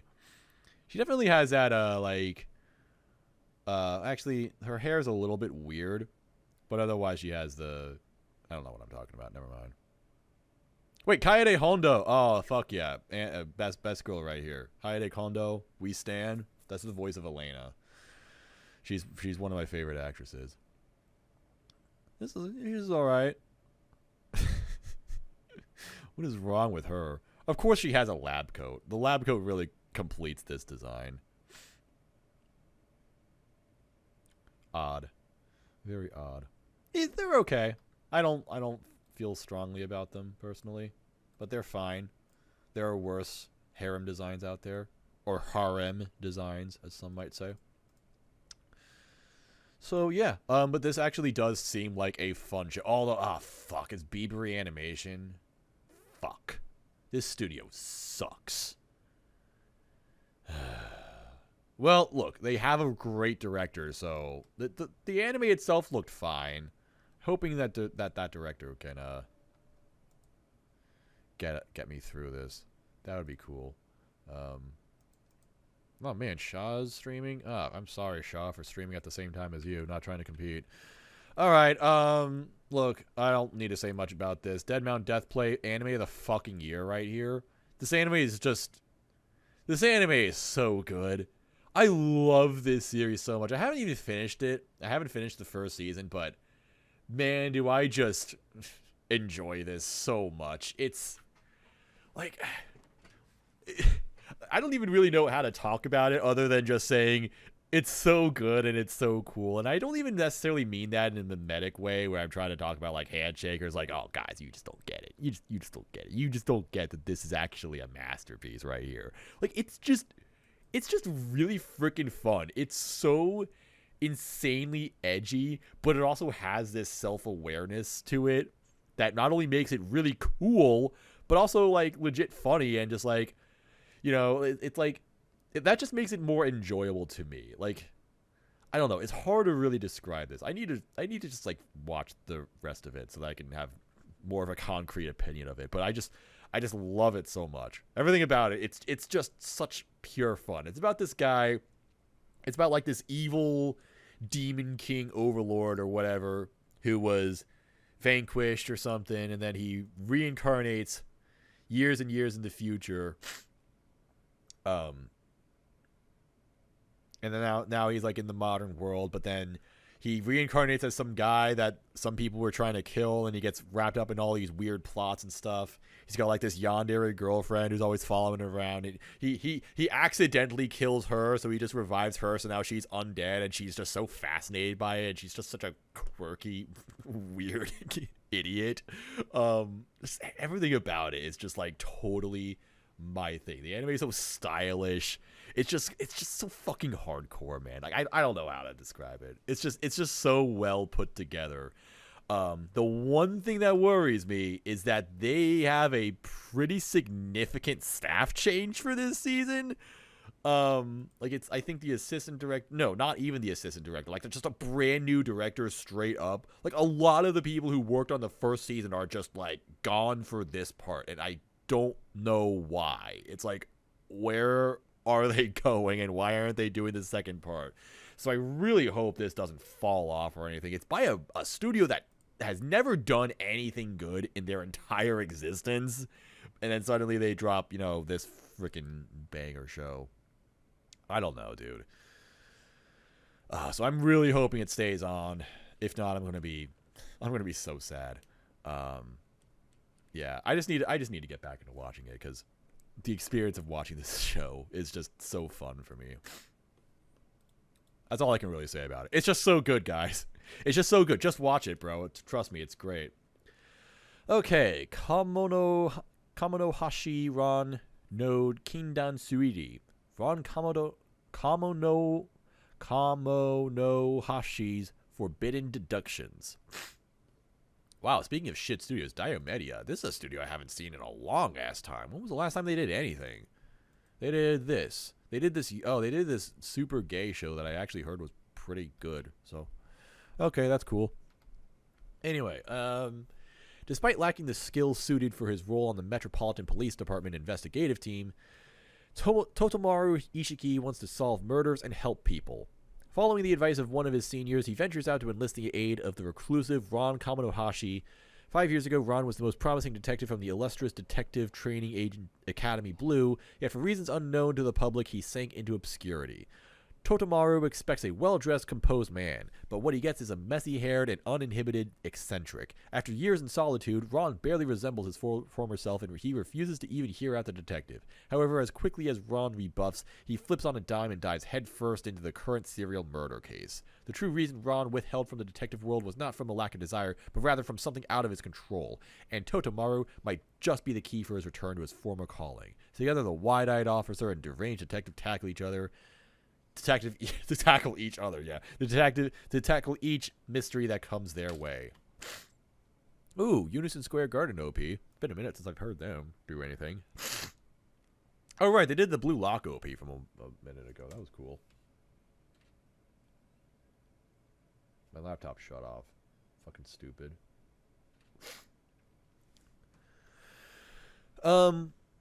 You know, this just makes me really wish that we could get more of Sakai Isuno's last manga, the Detective Akechi's Berserk, because this was a manga about an eccentric detective who died, and so he decides to like possess some fat-titted girl and possess her by groping her and just taking control of her body and doing weird things to her, and that's what the end. And then he solves murders on the side, I suppose.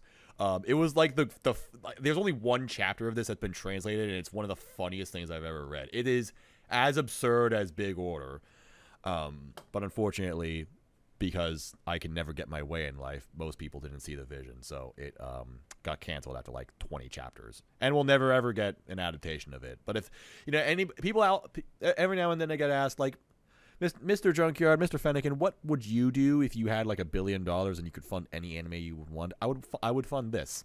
This is what I would fund, because people need to see this. People need to witness this cookery. We need to see the end of this manga, the full series of this manga or whatever. That's what we need. I'd also fund a full translation of it. That's just what this anime reminds me of. Like, weird detective guy, but then sometimes he gets serious and solves mysteries. And that's cool, I guess. I don't know.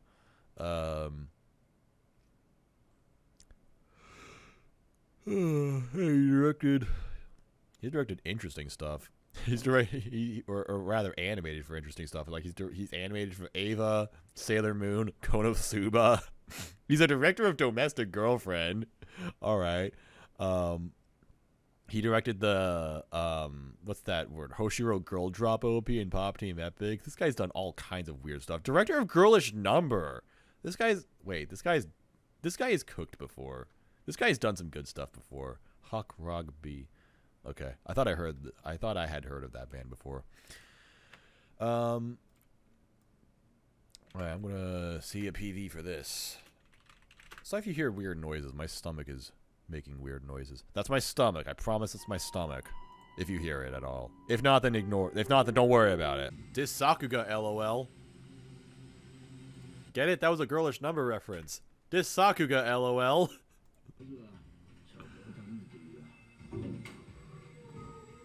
Look at those frames. Damn, that's smooth. Okay, everything in this trailer is reversed. Okay, that makes a little more sense. That weirded me out at first. All right, this is nothing. I don't know. Sounds kind of interesting. I can't say too much about it though. Akira Amino. Oh, he's done like Psychopath stuff. Like the character designer specifically for Psychopaths is his main thing. He did this one series that got an adaptation at one point. Aid Live. It's like a soccer anime or something.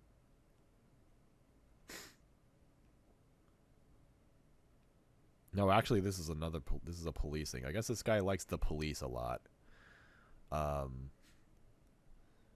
Wait a minute. He did Katekyo Hitman Reborn. That's who this guy is. Okay. Interesting. Very, very interesting. Oh my God, he's also the guy who did the hockey one shot. I remember, like, I have some friends that were like so hyped for this. They're like, oh my God, a one shot about an ice hockey series. Like, we need an ice hockey series so badly. Please let this be the start of something. And then it was not the start of something. How unfortunate. So, yeah. Oh well. Okay, well, it's got an interesting creator behind it. It doesn't seem terrible, so it doesn't seem terrible. That's such a terrible way of putting it. It seems all right. I'll give it a try. Yeah, bad studio, but decent director too. So that's always cool. Seijo no Marioku wa Bano Desu, second season. The Saint's magic power is omnipotent. I can't say that word suddenly. I can't say omnipotent suddenly. I didn't watch another Diomeda show somehow. I didn't see the first season of this. It didn't seem good. I don't even remember what it was specifically about. Shroud of Miasma, Bring Forth Monsters, Legendary Saint. You know what? I can't say I care all that much. So that's about all I have to say about that. No thanks. Oh, wow. Wow, this is super far down.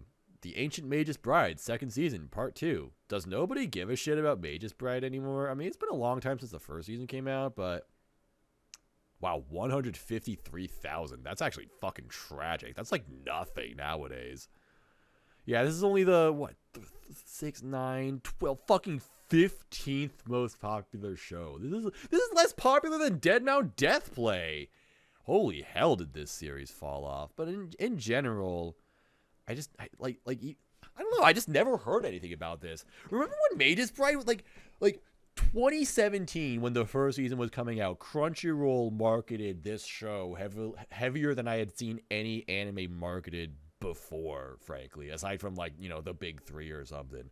I remember seeing stuff for all throughout 2017 from Crunchyroll, like that was like the year where Crunchyroll was like starting to get like really big and stuff. So they had like Anime Expo, all this crazy stuff for Magus Bride. Like, they really wanted to put it into everybody's heads, like, guys, this anime is going to be fucking huge. Everybody get in on this. It's going to be so big. It's going to be so hype. And, you know, it was like decent, I guess, but I think most of the general community at large was like, it's whatever. You know, there are some really cool things about it, but ultimately it's a story that kind of trips on its own feet way too often. Like, the characters are interesting. A lot of what happens is interesting, but it's so tonally inconsistent and I don't know, just kind of keeps screwing around plot wise. I think that it's just like a series that never really finds its footing. So season 2, now that it's finally out, it's like no one cared about it. Like no one cares anymore. Everybody's out. No one wants to watch this anymore. It's washed. It's cooked. It fell off. It's mid, as the kids might say. So I don't know. And now there's part 2, which, again, I didn't even freaking know this was happening, frankly. I don't know. I don't know. I do want to watch part 2, or rather season 2 someday. I will do that at some point. I hope it's good. I mean, I don't want to hate this. I actually really want to like this series so much. I really want to like Magus Bride because I really like a lot of what happens in this show, and I love the characters. I love the design of it, the aesthetics of it. Like, there are some really, really awesome things in this series, but it just never really puts it together. But yeah, just kind of funny how, like, irrelevant this series is suddenly. What a time, man. Alright, Hametsu no Okoku, the Kingdoms of Ruin. For ages, humanity flourished through the power of magic, a gift from witches to aid mankind. Witches? I like the sound of that. But times have changed. The scientific gear expansion, domain expansion, JJK reference? JJK spoilers alert. Don't read this at all if you don't want to be spoiled on the thing that has already been spoiled on JJK.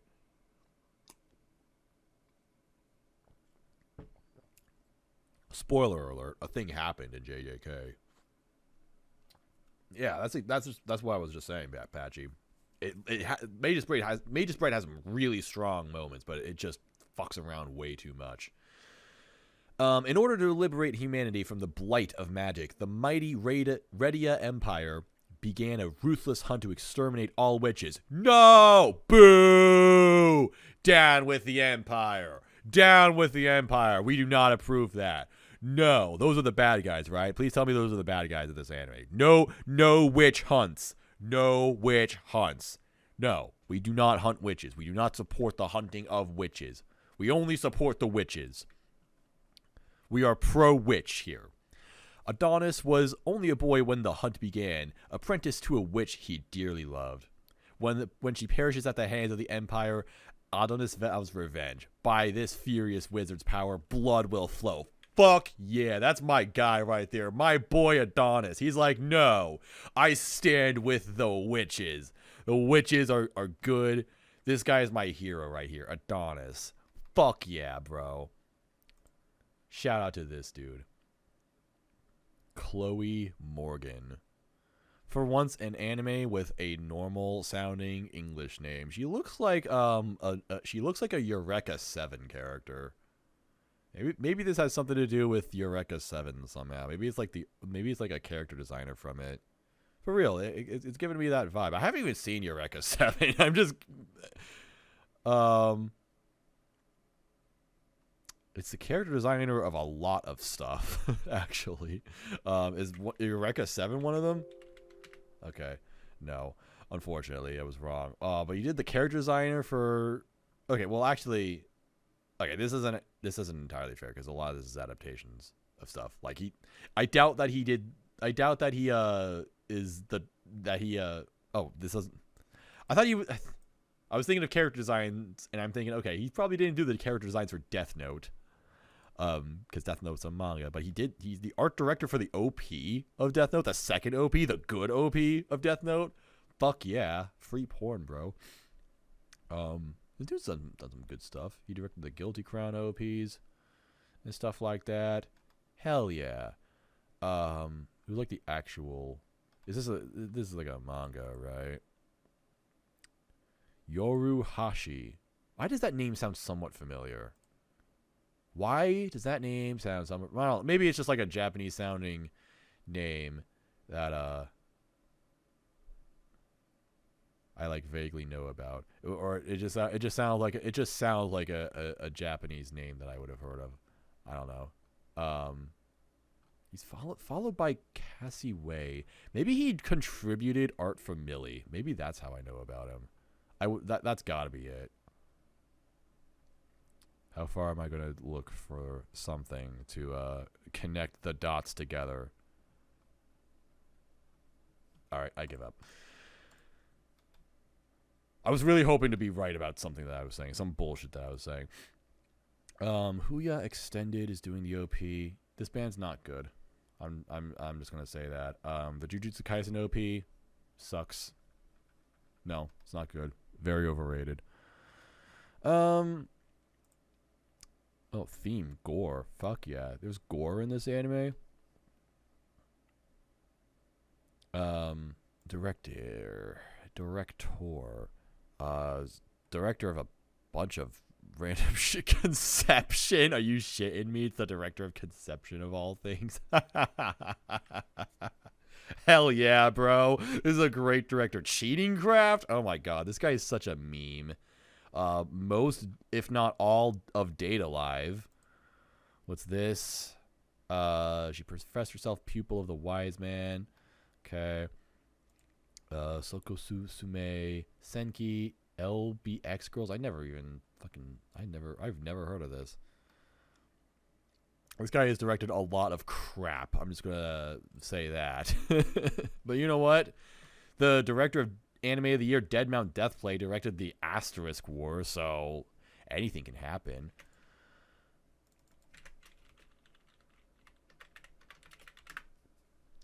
So that's not the best way of judging.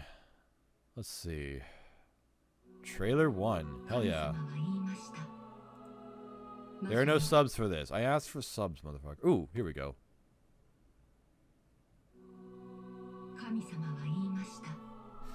Look at those. Look, witches. Hell yeah. Fuck yeah. That's what we want to see right there. That's what we want to see. My guy Adonis. He's fighting for the witches. We stand that. My guy Adonis.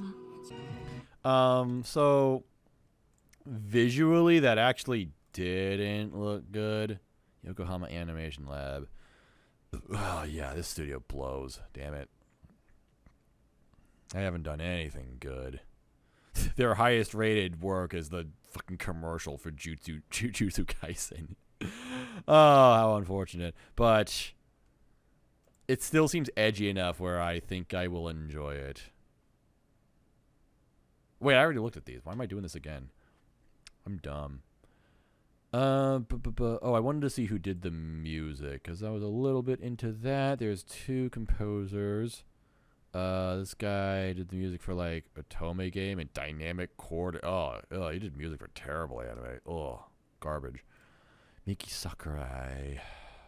What do you got? Also Otome Game. Odd. And other stuff. It's whatever. Okay. Well, you know what? I'm interested. I think this could be fun. I hope it will be good. I will say it doesn't like look good, but it reads good, if that makes sense. It's good on paper. That's what I'm trying to say. I just gotta do it for my guy. He's fighting for the witches. I gotta support my guy. He's supporting our witches. Saying I like the Offspring is a little bit extreme. I used to like the Offspring. They fell off. 10 years ago, you got 50 people to wear Adonis t-shirts. 10 years ago. I'm probably missing some kind of joke right there. That's going over my head. All right, the Demon Sword Mastery of Excalibur Academy. Okay, this... Battles for ancient kingdoms are nothing compared to the battles of a classroom. Awakening from a magical stasis after 1,000 years, a Dark Lord Leonis suddenly finds himself in the body of a 10-year-old boy. He quickly meets Vercelia, a girl confronting the voids, creatures that have nearly exterminated humans. Okay, this has like all of the shit that I hate in anime. I hate it when there are apocalyptic plots about monsters named single word that just sounds kind of cool on its own. Demon King reincarnation, high school battle shit. No, we are not watching that. Nanatsu no Taizai Mokushiroku no Yonkishi. Where are we at in this series? This series is so all over the place. Nanatsu no Taizai has a new season. I don't know why they keep making this. No one wants to watch any of this anymore.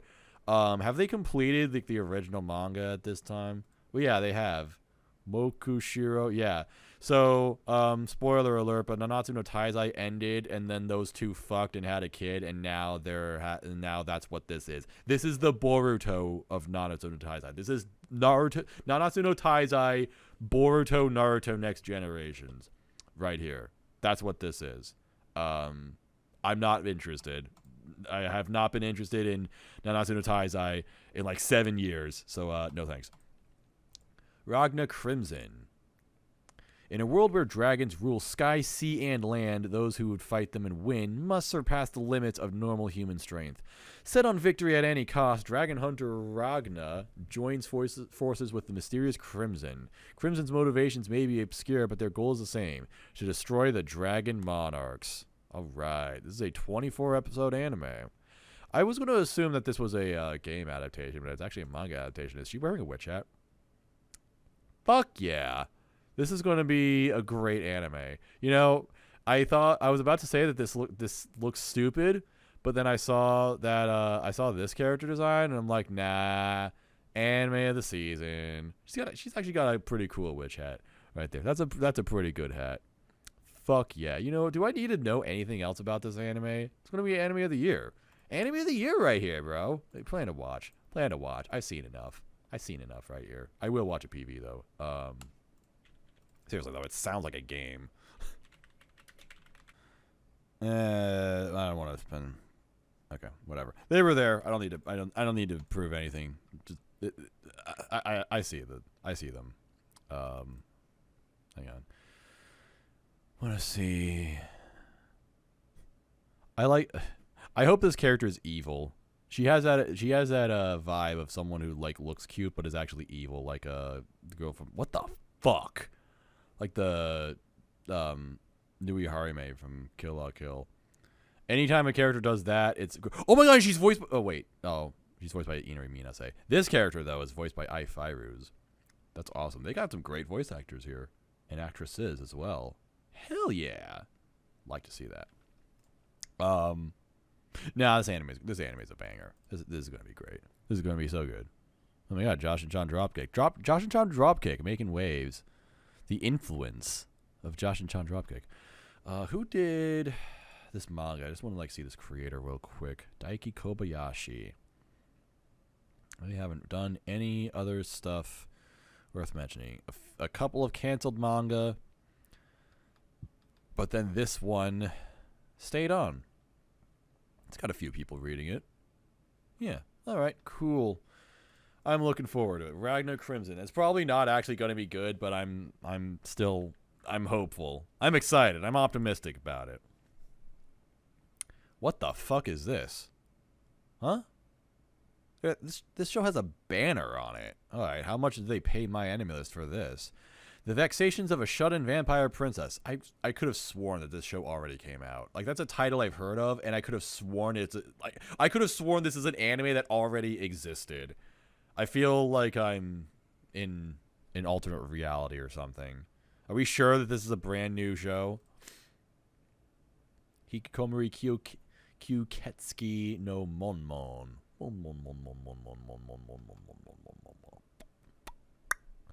It's got a Fripp side OP. Oh, this sucks. I already hate it. It's by Project Number 9.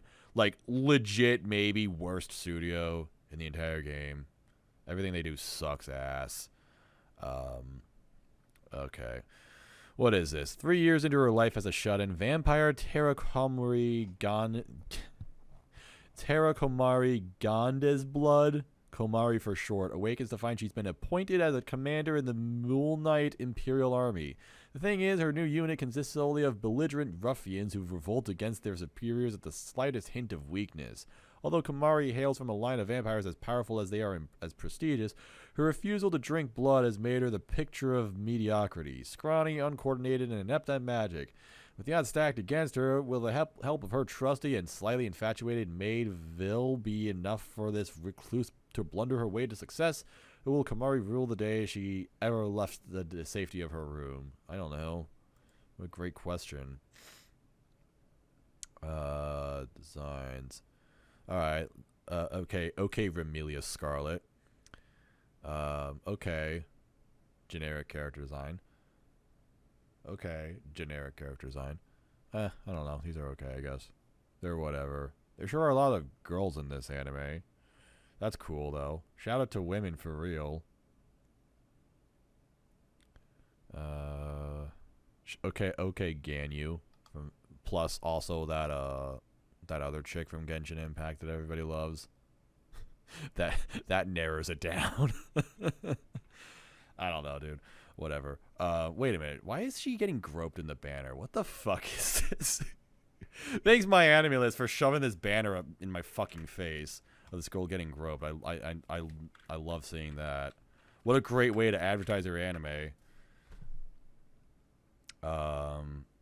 Subs. Here we go.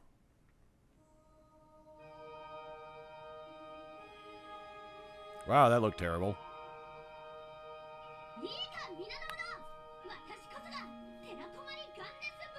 Gandes Blood.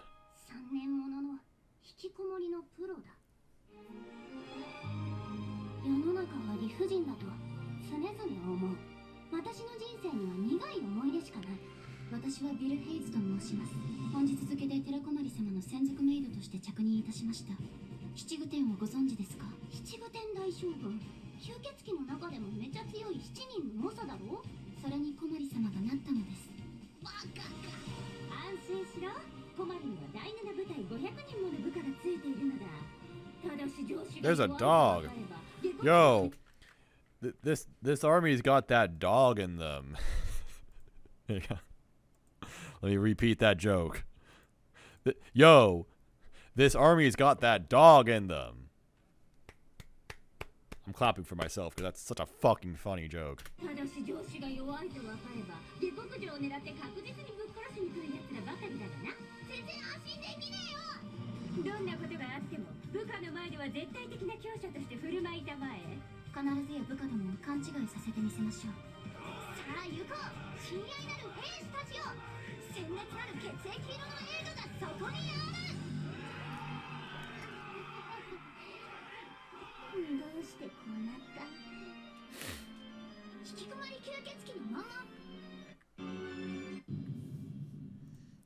You know what? That actually didn't look terrible. There's still a lot to this anime that's putting me off. That's making me think, no, I doubt it. I don't think this is going to be good. What a great visual, guys. Fucking good job, everybody. I hope you're all happy. I'll tell you what. This is a Yuri, and I know for that reason alone, it is going to be spammed on my timeline so much. So here's what I'm going to do. I'm not going to plan to watch it. I will just simply find out whether or not I want to watch it later on, because I'm going to see so much of it in the near future. So that's what's going to happen. But you know what? It didn't seem as bad as I thought it was going to be. So there's that. Shout out to that. Watashi no oshi wa Akyaku Reijo. I'm in love with the Villainess. Is this another Yuri? Girls Love. There we go. Oh my god, Ray Taylor is this girl's name. Fate Ray Taylor. Shout out to Tay right there. Okay, ordinary office worker Rei Ohashi wakes up in the body of a protagonist of her favorite otome game, Revolution. To her delight, person greeter is also her favorite character, Claire Francois, the main antagonist of the story. Okay, so it's the same fucking show as Hami for or like all these other otome shows. That's like a new genre now. Someone dies and becomes the protagonist of an otome game with another girl or something like that. I don't know. I've never been interested in this kind of stuff. Yeah. So no thank you. I'm not going to watch that. A girl and her guard dog. Ojo Tobanken-kun. Okay.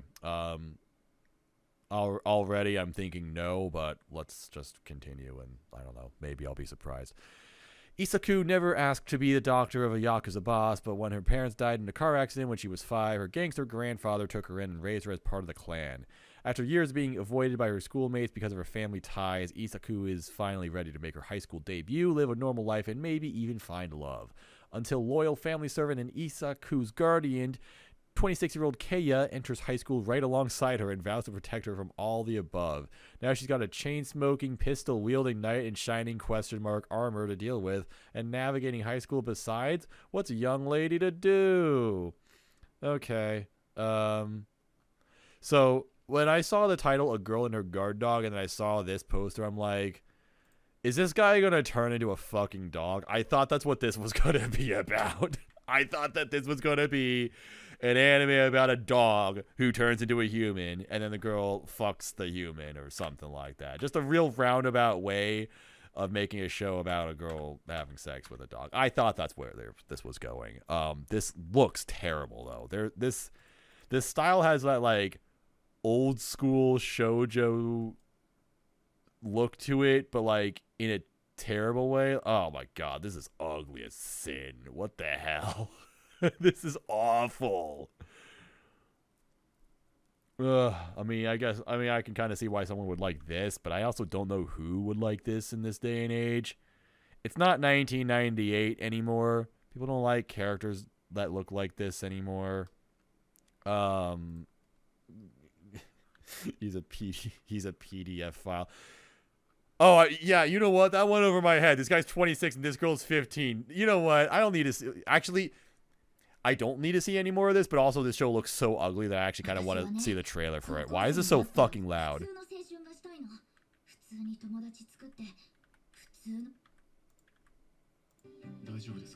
Oh my god, look how terrible her face looks. Why is her face like that? What are they doing? This is why Project Number 9 sucks. Sometimes they have the tendency to put out the worst looking anime you've ever seen. Is that?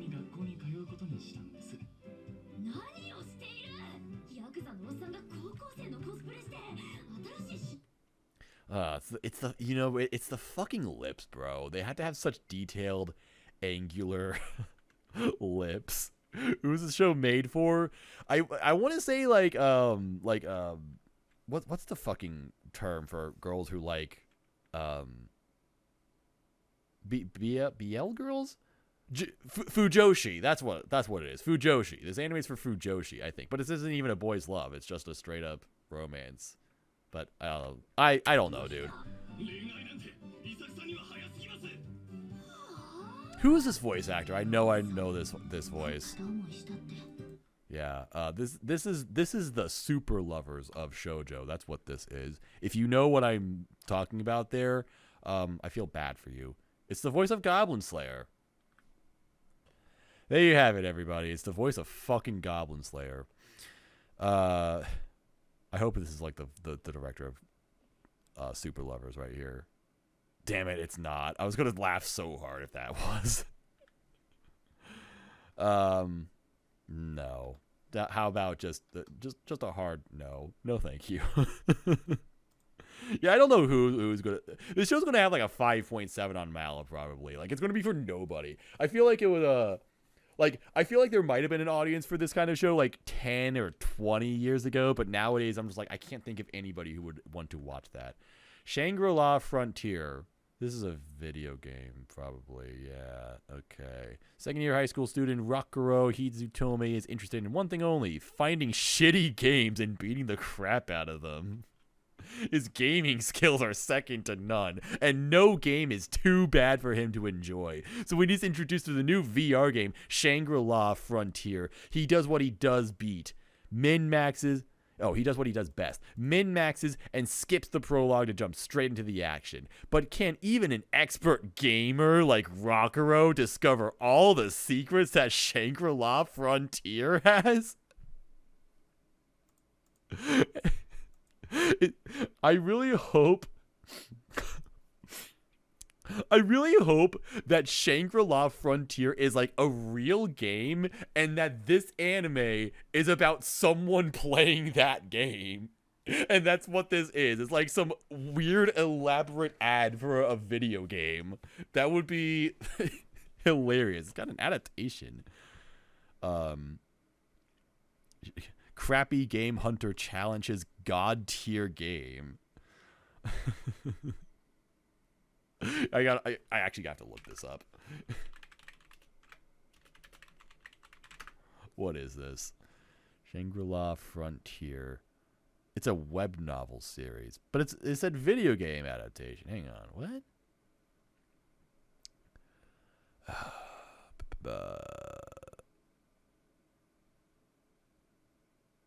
Wait, so it's not an actual game? I thought it. I'm confused. A video game of the same name was developed by Netmarble Nexus. So it's a fucking. Why does it say video game adaptation? Fuck you. Oh wait. God damn it! I looked at the theme. I'm so fucking stupid. Damn it! I gotta fucking. I'm so bad at browsing websites.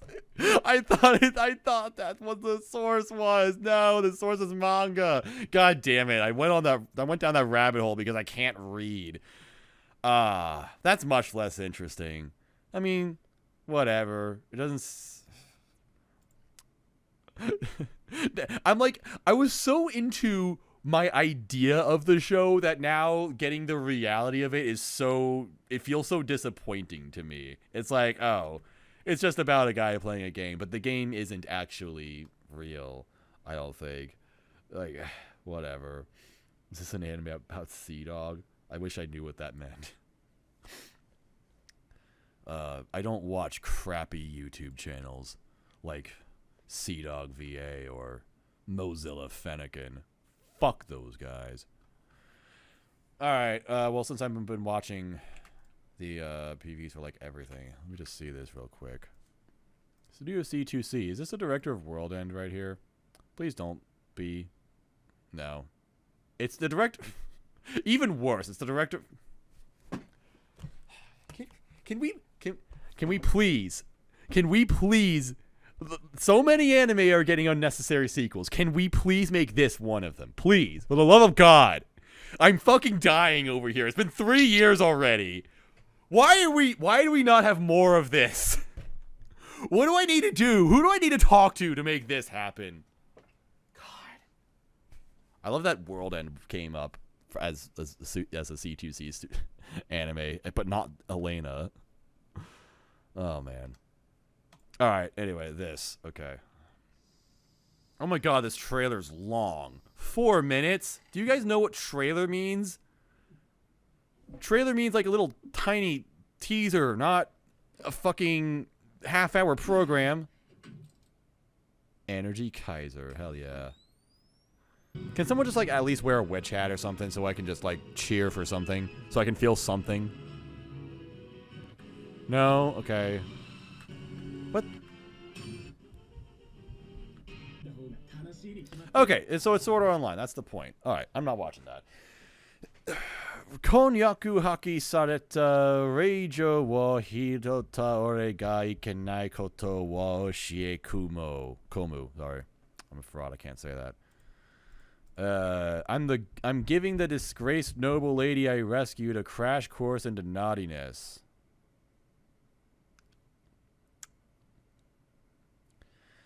Alan, a misanthropic wizard, lives deep within the forest. He is known as the Demon Lord and feared by those around him. One day, while living his life as a hermit, he comes across a young girl named Charlotte who collapsed in the forest. Despite being innocent, she was accused of evil deeds, had her engagement annulled, and was forced to flee her country. When he heard that, Alan remembered the agony of being betrayed by a group he once thought was his companions. After hearing the story of the 17-year-old girl's exploitation, Alan decides, I'll let her live in my mansion. I'll teach her all sorts of bad things.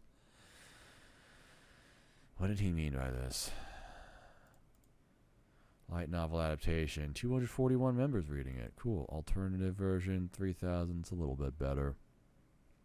Who's doing the art for this? Sakura Pion. Wow. Nice Toho fan art, bro. That was a joke. Looks like shit, dumbass. That was so mean for no reason. I'm just being silly. I don't really care.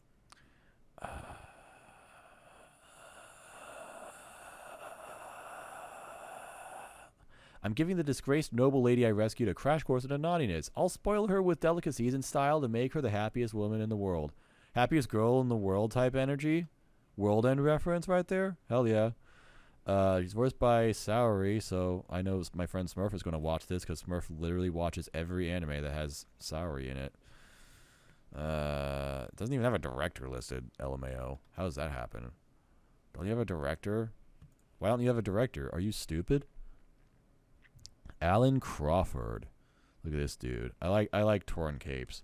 You know, this character design, I've seen it like a billion times before, but I still like it. I'm a sucker for the black and white hair. I'm a sucker for the torn up cape. I'm a sucker for Tomokazu Sugita. This sure looks like a very normal looking girl. This looks like a shitty Pokemon. This also looks like a shitty Pokemon. That's literally just the Catboy from ReZero right there. Oh, I like the pig Pokemon behind her. Hell yeah. Somehow I actually like this character design. She's probably an annoying character, but for some reason I like her. Yeah. I don't know. There's not enough to really glean from this. Although, actually, hang on. Let me see if that other synopsis was. Okay. Betrayed by her betrothed and bullied by her family, a young noblewoman named Charlotte flees her home and stumbles to the hands of Alan, a misanthropic wizard. When he hears the sad story of her pitiful life, he discovers a new calling. Give her a crash course in all things naughty. From late-night feasts of cake and ramen to sleeping till the afternoon. From dressing up in cute outfits and fun-filled days at the beach. Alan is determined to pamper Charlotte with every irresistible pleasure imaginable. Will he succeed in healing her emotional trauma and building her into confidence? And is there anything special between this odd couple? Okay, what a weird story. So he just like finds some girl and is like, okay, she's my wife now, and I'm gonna do nice things for her. You know, I don't know. That sounds nice. I don't think that's going to be a very fun show to watch. I don't know. There are more offensive premises this is than that, so that's fine. I mean, how can you resist that voice? Honestly, I'd go hi too if I heard him speak to me like that. This is an audio drama disguised as an anime. You know what though? I'm gonna plan to watch it. I'll give it a shot. This is probably not gonna go anywhere, but I didn't hate that, so I'm going to watch this. What the fuck is this? Hanako-kun has a new thing. Okay, there's a 4-episode thing of toilet-bound Hanako-kun. Why didn't they just make a second season of Hanako-kun? It's already been almost 4 years since Hanako-kun came out. The ghostly Hanako-kun and his mortal assistant, Nene Yoshio, usually have their hands full resolving various supernatural incidents in the Kamone Academy, but now, how do they spend their time together when they get a break from all that? Come and watch the characters of toilet-bound Hanako-kun play games, get sick, change genders. Fuck yeah. And discover world-shaking secrets during their laid-back after-school hours. So this is just Hanako-kun OVAs disguised as a 4-episode TV show. That's what this is. Okay. Well, I do not like Hanako-kun. I don't really like the presentation of it. It's like literally just an animated manga. Like it literally looks like someone cut out panels and pages of the manga and then put them onto a TV screen and colored them in. It's very odd. And I just didn't find any of it like funny or all that interesting. So I am definitely not going to watch that. But whatever. Gone woke. They changed genders. Fucking Plutos! Can't believe that my supernatural anime would be stuck with current day politics like that. Under Ninja. A high school loner is given the part-time job of a lifetime as a modern-day ninja tasked to perform international assassinations.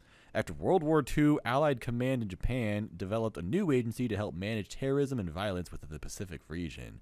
The agency was staffed with ninja, and they were initially tasked to handle domestic affairs. Eventually, that program grew to its current form, managing 20,000 ninja across a range of domestic and international affairs. I like the part where they say domestic and international affairs, like over and over again in this synopsis. One of those ninjas happened to be Kudo. The 17-year-old high school loser is now poised to be the next line of defense against the potential surge in foreign assassins invading Tokyo. Okay. I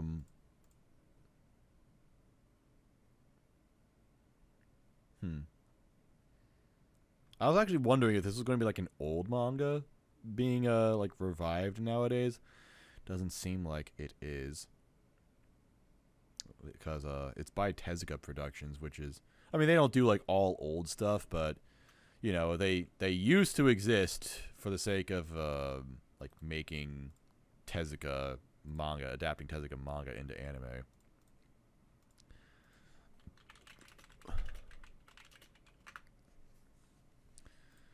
Let's see.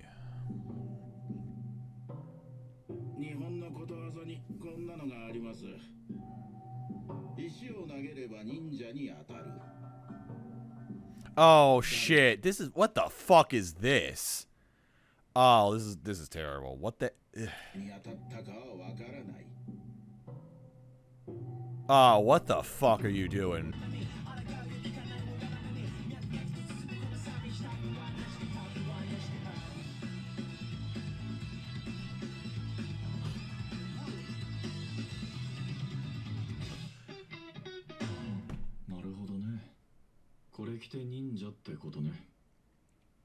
Yo, that opening song is called Hyper. More like Hype? What the fuck? Why was that the coolest song ever? I like X in parentheses Twitter. This looks like really dog shit CG, but holy fuck, that OP. Like, that Croy. I've never heard of this. Never heard of this artist. And of course, they haven't done anything. Formed in February 2018. Oh my god. I want to listen to all of their stuff right the fuck now.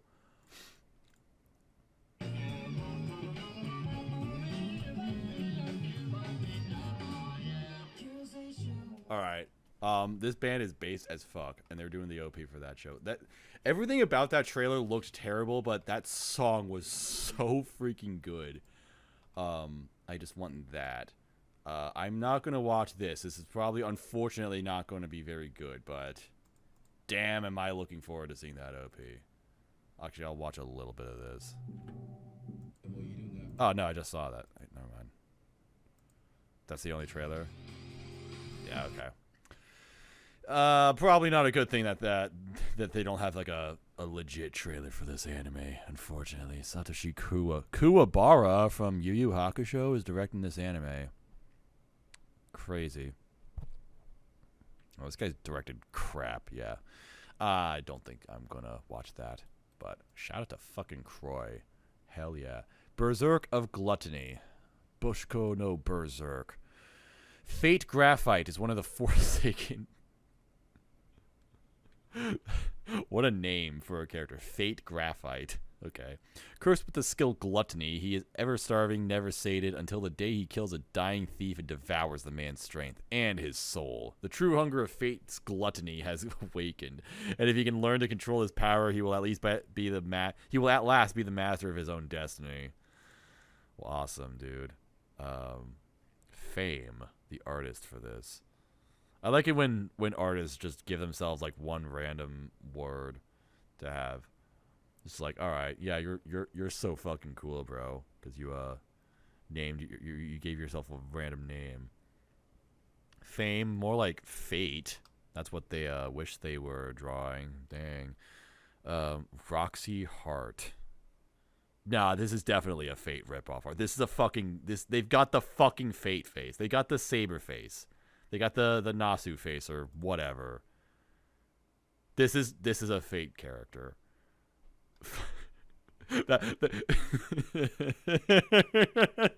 I was totally right. Nah, they wish this was Archer. They're like, I'm gonna draw female Archer right here. Watch this, motherfucker. I see right through this. All right. Hang on. There's a longer title for this anime. Boshko no Berserk. Ore dake level to iu gainen wo toppa suru the comic. The one that exceeds the concept of levels. Wow. How interesting. All right, I think I'm good.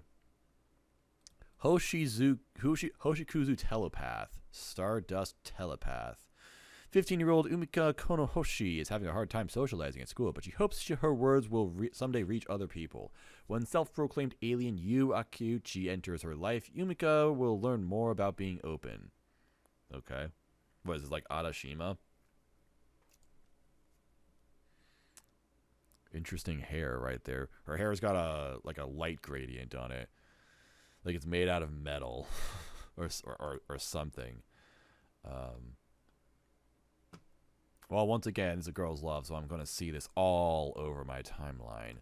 So I don't need to watch it. Other people are going to watch it for me. What the hell is she holding? And, you know, I want to like this character design, but I don't. I really don't. That's just stupid. Why does her hair have to be blue at the bottom? You know, I was actually kind of cool with the, like, very galactic looking purple space hair, but then it turns blue at the bottom. That's too much. There's way too much. What the hell is with these tails at the bottom, or like bands or whatever? There's too much going on here. There's too much going on with all of this. Stop that. Stop over designing characters.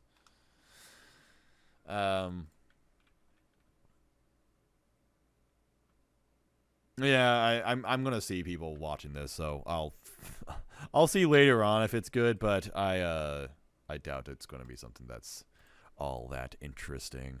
I kind of joked that it'd be like Adashima, and Adashima was an anime that I was very much not into. So yeah, and some friends who know my taste a little better who are like, yeah, Maz, don't watch Adashima, and I didn't. I listened to them because I trust my friends. All right, motherfucking Ghost. MF Ghost. This is like an initial, this is an initial D spin-off, basically. That's what this is. So yeah, that's what it is. I think I would rather watch Initial D. Also, there's something wrong with this. This is CG, isn't it? Probably real bad. I mean, of course they're gonna have CG cars. I wanted to see the people though. I wanted to see what the characters look like. Here we go.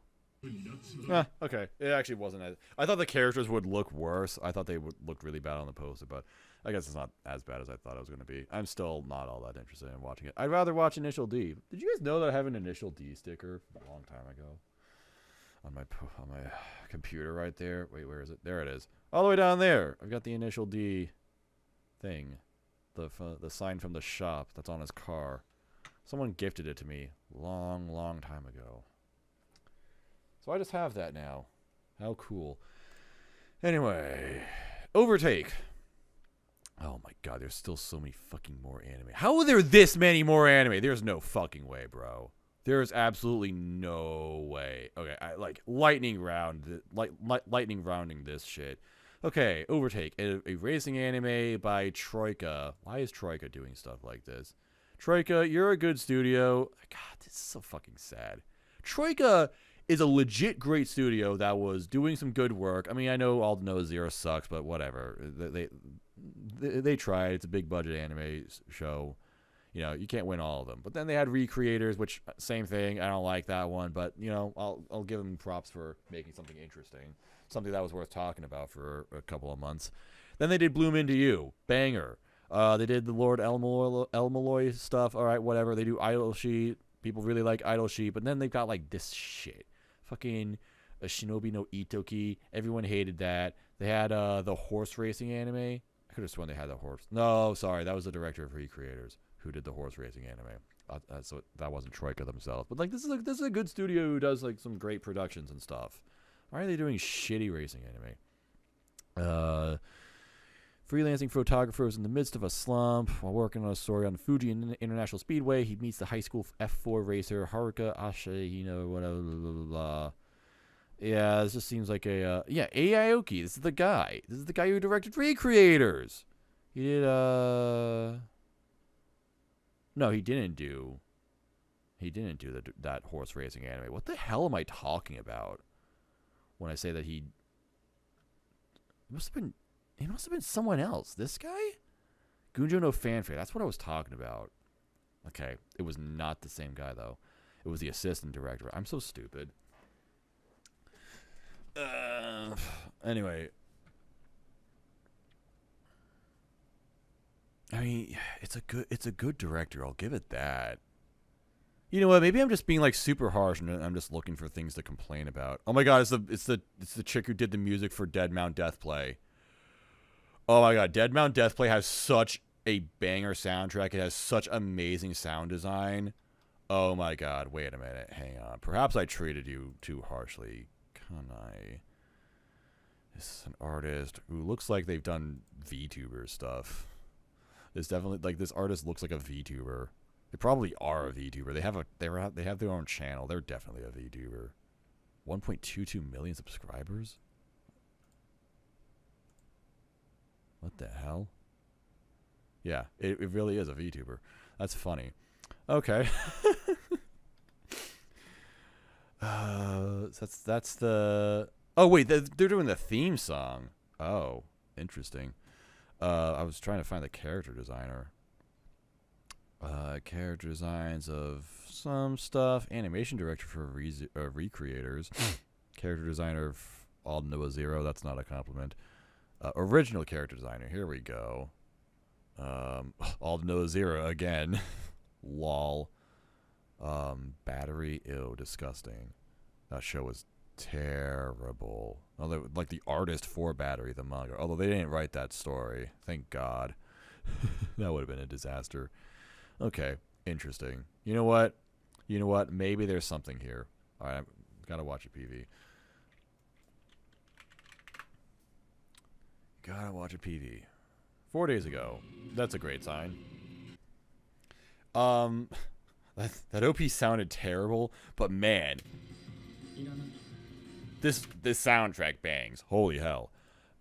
Who's writing this? I should have looked that up. Who is series composition? Technoroid Overmind. I saw some people memeing on this series. I don't know if people like actually liked this or if this was like a secret banger. I saw some people. Oh my god, Maho Shoujo site.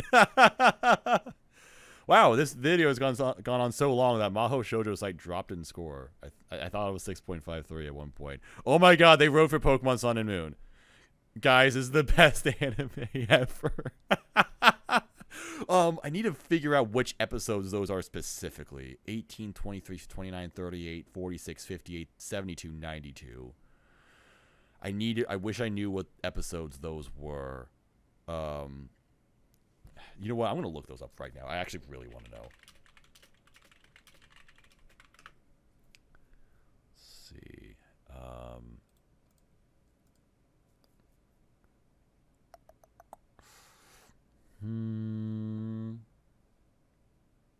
Okay.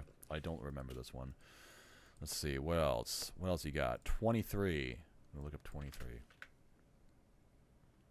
Wait, I can just do this. Oh, it's the Doug Drew, the Alolan Doug Drew episode. Hell yeah. 29. Is this?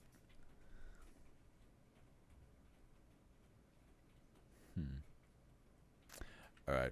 Well, I'm not gonna look up anymore, but still, that's a really funny thing. So Sun and Moon is Pokemon Sun and Moon is the greatest anime of all time. Not even exaggerating. Okay. You know what? I'm gonna let these guys cook. I'm gonna let them cook. I'm gonna plan to watch this. Might be a dark horse. Maybe. If it's not, then I'm not gonna be too disappointed, but I will be a little bit. Tearmoon Teikoku Monogatari Danto Dai Kara Hajimaru Hime no Tensei Gakuten Story, or Tearmoon Empire. Surrounded by the hate-filled gazes of her people, the selfish princess of the fallen Tearmoon Empire, Mia, takes one last look at the bleeding sun before the guillotine blade falls, only to wake back up as a 12-year-old. With time to reround and a second chance at life dropped into her lap, she sets out to right the countless wrongs that plague the ailing empire. Corrupt governance? Check. Border troubles? Check. Natural calamities and economic strife? Priceless. MasterCard. Hell yeah. Seems like a lot of work. Hard work and Mia don't mix, so she seeks out the aid of others, starting with her loyal maid Anne and the brilliant master Ludwig. Together they strive day and night to restore the empire. Little by little, their tireless efforts begin to make change in the course of history, pushing the whole of the continent toward a new future. And why did the selfish princess have a change of heart, you ask? Simple. She didn't. She's just terrified of the guillotine. They hurt like hell, and Mia hates pain more than work. Okay, so it's a silly show. It's a silly, funny anime. Okay, the 80s by KamiErabi. KamiErabi has like literally one of my favorite songs of the entire year, which is the Inspector OP from this season. I don't know why, but she decided to have like the best fucking song ever for Inspector. I mean, Inspector has to have banger OPs. The first season of Inspector had the most banging OP ever. And then that band disbanded, unfortunately, so we didn't get them back. So KamiErabi understood the assignment. She's like, okay, I understand. I'm going to make the coolest song ever. And she did. It worked. So I'm excited for that. I'm excited for another one of her songs. I don't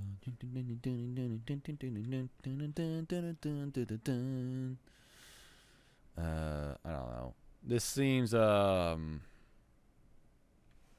know what? I honestly have no strong feelings about this one way or another. I'll look up this. Awesome.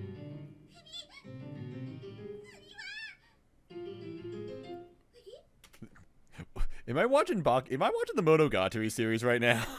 Who's directing this? I was seriously wondering if this was like a Shaft employee, because I'm like, that's the Monogatari stuff right there. Those little transitionary screens. Whatever. I'll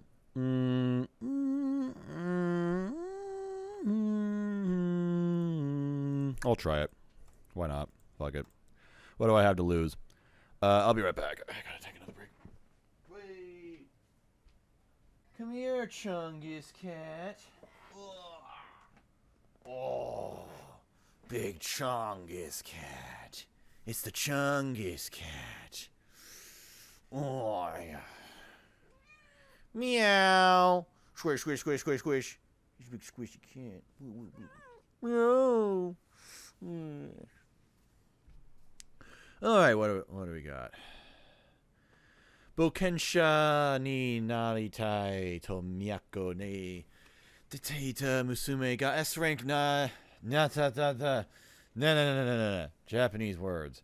My daughter left the nest and returned an S-rank adventurer. After losing his leg as a newbie adventurer, he retired and returned to his hometown in the countryside, doing things such as collecting medicinal herbs, exterminating magic beasts and wild beasts, and helping with the villagers' farm work. It's hard to describe whether to call our protagonist an adventurer or a handyman, and while doing these things, his age quickly approached 30. One day, while researching the mountain for herbs, he discovered an abandoned child. Thinking he couldn't just leave it, he took it home and raised it until his age approached 40. His now grown-up daughter had also wanted to become an adventurer, likely from growing up with her father, although her father had taught her the swords and she was young for self-defense. Her talent at it was quite impressive. Thinking that it would be better for her not to be stuck out in the country for the rest of her life, our protagonist sent her to the Adventurers Guild in the capital. After another 5 years, the protagonist, now in his 40s, is still acting as a pseudo-adventurer in the countryside. However, his daughter, now a distinguished S-class adventurer, hasn't returned home even once yet. Okay, cool. Good for you. Let me see these designs. I don't think I'm going to watch this, but I still like doing this. Wow, she is tall. I actually don't hate her uniform along with the armor. It actually kind of seems practical. Like how someone who would be, I don't know, strong and using swords would look. This guy's name is Doritos. His name is Doritos. That's funny. Charlotte. That's the second character named Charlotte this season. Helvetica Standard is her name. Cool. This is a great anime, actually. Actually, I think I should watch this anime. Yeah. Selen Tatsky. Wow. So cool. You know, these character designs actually don't look bad, like for real. Who did this? Who's responsible for this? Who's responsible for making me interested in this?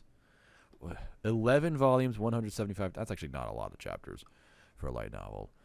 Of course, it's a Fate artist or something. I mean, everyone's a Fate artist at this point. You either live long enough to become a Fate artist, or you die. I don't know. Let's see this. Whoa. Oh, I might get banned for showing this, actually. Okay, I'm gonna stop. Yo, they did the alley design for Full Metal Alchemist Brotherhood. Obviously the most important thing about the show. There's no PV for this. There's no nothing for this. Oh, that's because it's the fucking level page. That makes sense. Why do the colors of this anime look the way they do? They could have just decided to make this have normal color. Instead, it's like they kind of put this weird, dirty-looking filter over everything. Like, both desaturates the colors and just makes it kind of look muddy and shitty in general. Not to a great extent, but, like, there's just something vaguely wrong with it. I don't like it.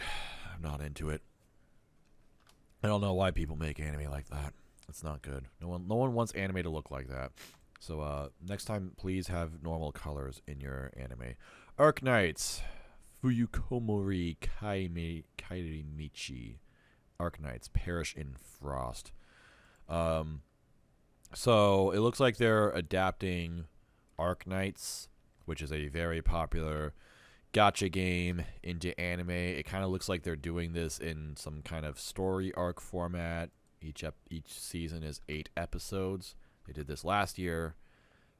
So now they've got this. I didn't watch the first season because Arknights is a gacha, and fuck gacha games, so fuck Arknights is how I feel about that. Oh my god, they've got a Riona ED. Yo, my fucking queen Riona. Let's go. Hell yeah. Well, at least we've got that. So, cool. If Arknights is somehow responsible for my favorite song of the year, like how Shadow's House is responsible for my favorite song of the year, then you know, that's something. That's more that contributes to my life much more positively than Magia Record ever did, or any other gacha game for that matter, except for Limbus Company, which gives me Millie songs every now and then, so that's cool. Shy. This anime is called Shy. Just as the planet approached its third world war, individuals with superpowers appeared from around the globe to maintain peace. They became the symbols of their respective nations, striving to limit crime and bring evildoers to justice. Teenage heroine Teru Shy Momijiyama is Japan's representative of the world of heroes. When a mysterious threat called Amalaraix emerges, Shy must work together with her fellow heroes to stop them all at once. I actually thought this was going to be like some weird, cheap original anime, but this is a manga adaptation. That surprises me.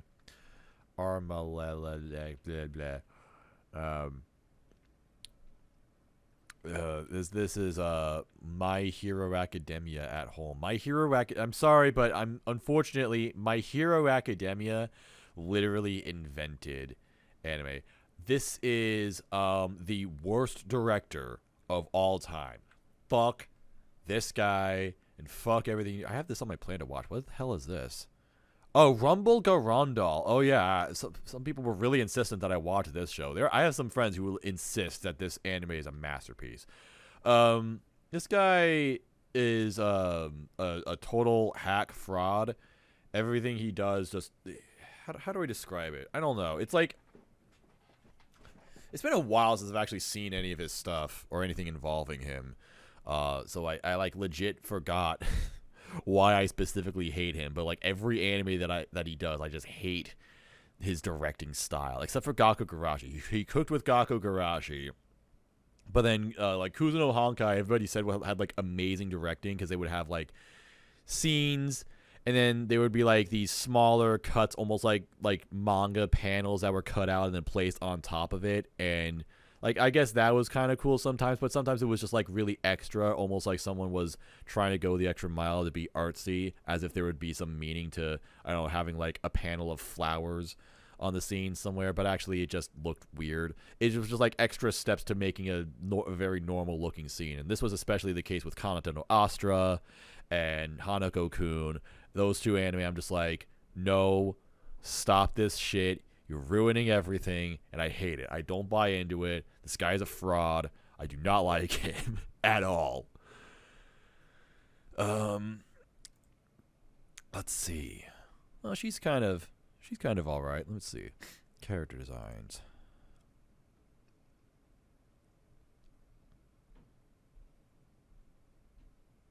Whoa, she's shy. Okay, sure. Why not? Kufufu. She definitely looks like a character who would be named Kufufu.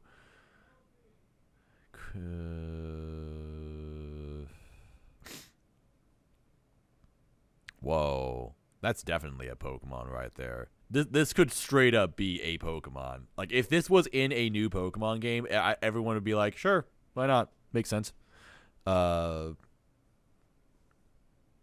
don't know. This doesn't seem too bad.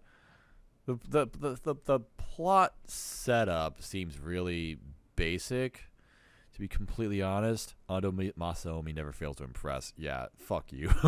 Yeah, yes, the fuck he does. All the time. He has a 100% failure rate. Yeah, you know what? I'm not so into the premise, and then I hate the director of this anime, so it's probably not going to look very good, at least for me. Maybe some people will really like this.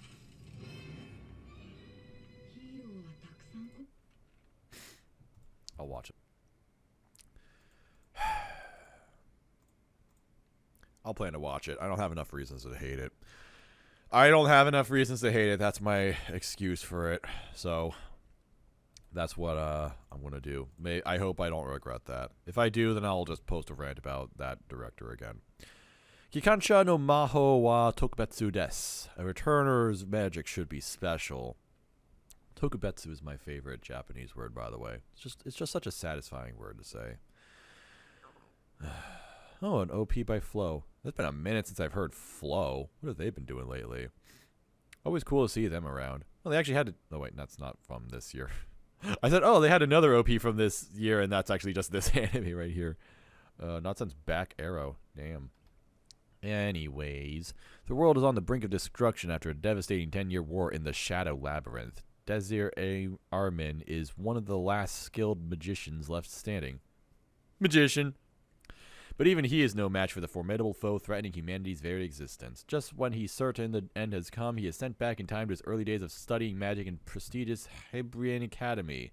With this rare second chance, Desir is determined to save not only himself, but also the friends and comrades he once lost. That's the second time this synopsis has happened this season. Someone's about to die, then they get sent back in time. Whoa, it's a manhwa. Well, that's interesting. I wouldn't expect that. AKA, it's a Korean manga.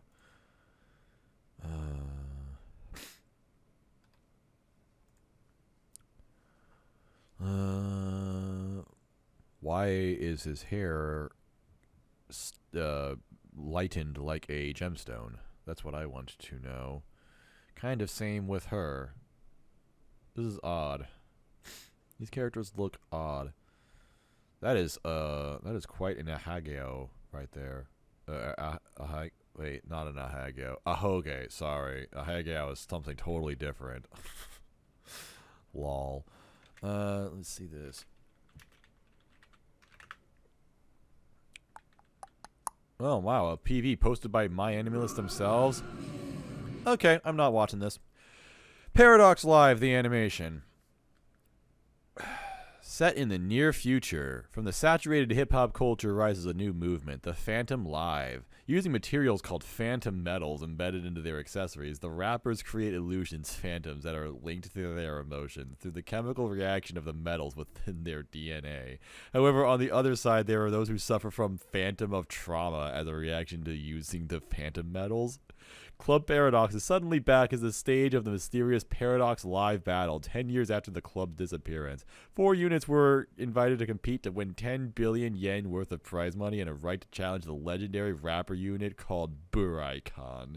These 4 groups, who are immensely popular with their respective genres, are Bay, the Cat's Whiskers, Cosmez, and Akan Yatsura. Each individual and as a team have their own reasons on accepting the invitation, and in order to prove their own music is number 1, they participate in stage battles.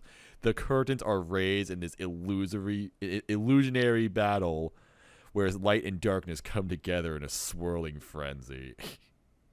So this is just a slightly less cool version of Hypnosis Mike. Hypnosis Mike was literally a rap battle anime. They Japan decided that women are now in charge of everything and guns are illegal. So if you ever want to solve a dispute, you have to rap battle somebody. And it is the sickest fucking anime ever. Wait, what? This character has their own Twitter, and their Twitter handle is fuck the border. What? Fuck the border. Who the fuck's messaging me? Why do I have a message? Who's messaging me? What? I'm not opening that on desktop. It's probably JD sending me a... Oh, it's Nerd sending me a... Wait, what?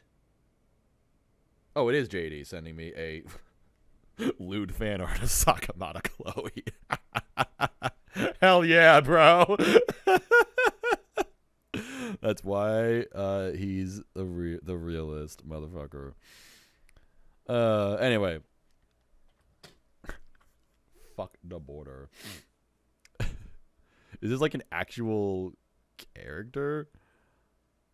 Oh wait, no. So what's going on is that this is a this looks like this anime seems like it's going to be an adaptation of a gacha game of sorts. But it does seem like there's some legit social media maybe there's like some VTuber shit going on with this. That's probably what this is. What? That was weird. Okay, Paradox Live. Even though they don't have a lot of live streams. Voice dramas, all this stuff. They got some... where's Mori Calliope? That's what I want to know. When is this anime going to have the Mori Calliope feature? We need that to happen. If that doesn't happen, this anime is total dog shit, and everybody involved with working on it is a massive fucking coward. But if Mori Calliope is in this anime, then I will watch it. I promise you. Until then, no, I'd rather watch Hypnosis Mike. No, thank you.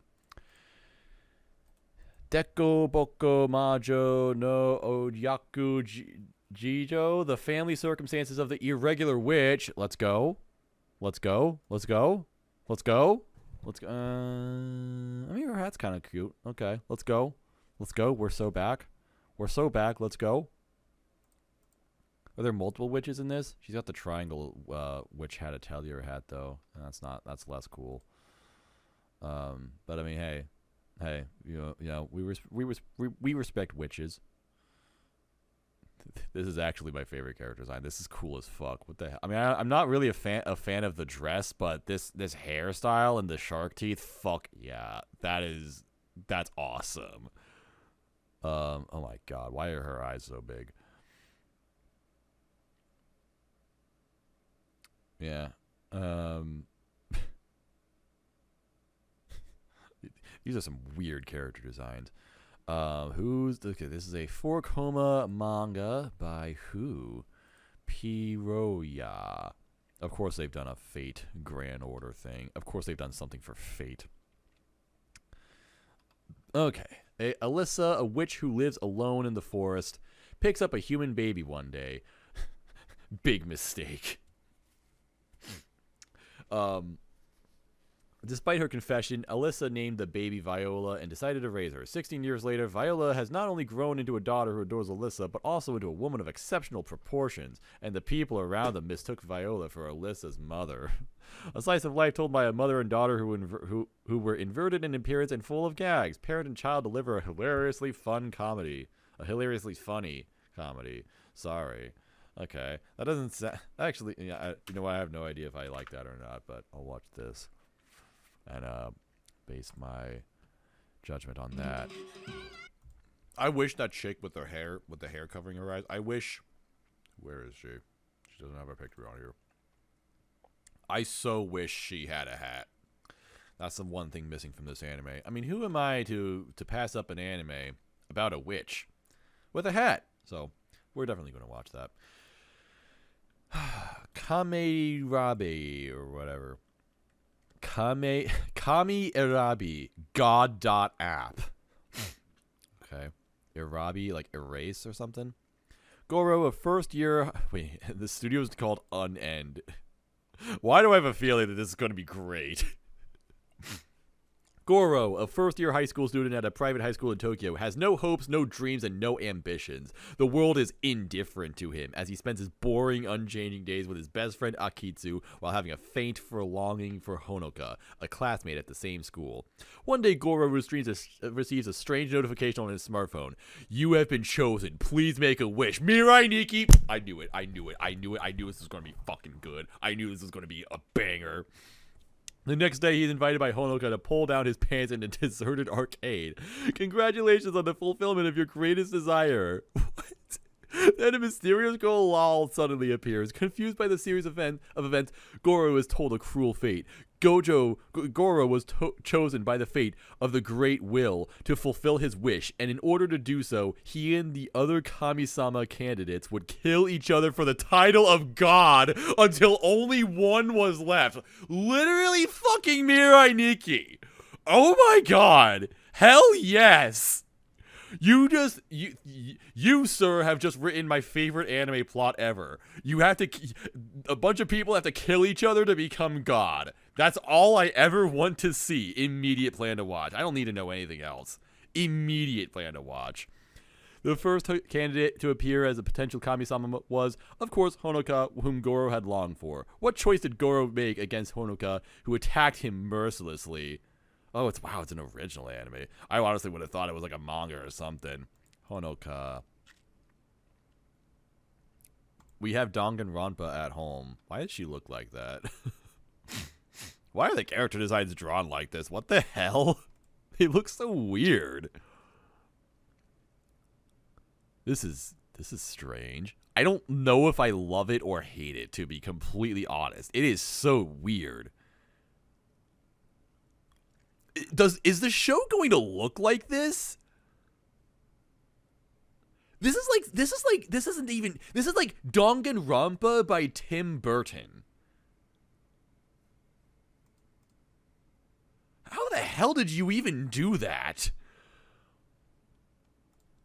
Jin is writing this?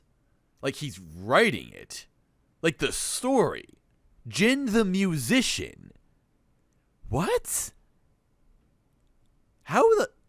That is bizarre. Jin is like, he's like the guy who does Project Codgero, if anyone knows what that is. That's weird. And he's writing this series? Yoko Taro? Huh?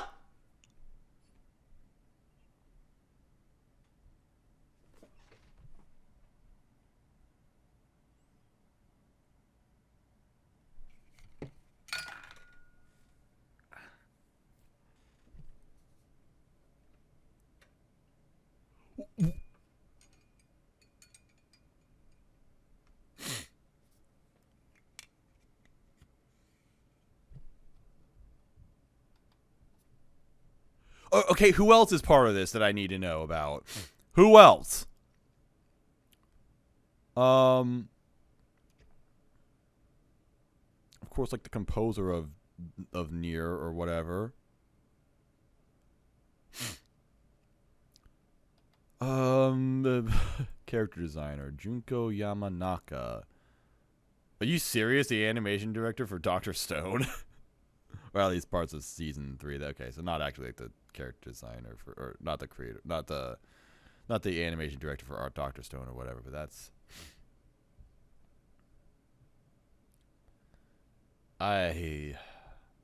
weird. What the hell is this? This is such a... Okay, another... Wait, there's lots of character designs on this. Actually, wait. The creator of Soul Eater.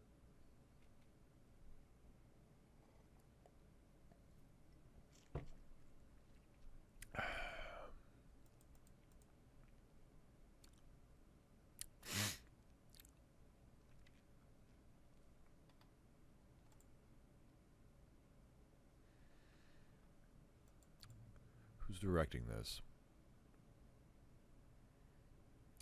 This is a Polygon Pictures director who's done like all the Polygon Pictures stuff. So this is definitely a CG anime. Oh, please don't suck. Please don't look like shit. Oh, please don't look like shit. Please don't look like shit. Please don't look like shit. Please don't look like shit. Please don't look like shit. This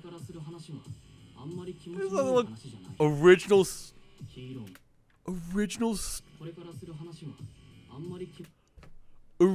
story by Yoko Taro. What? I don't love the way it looks, but it's not terrible, I guess. Yeah,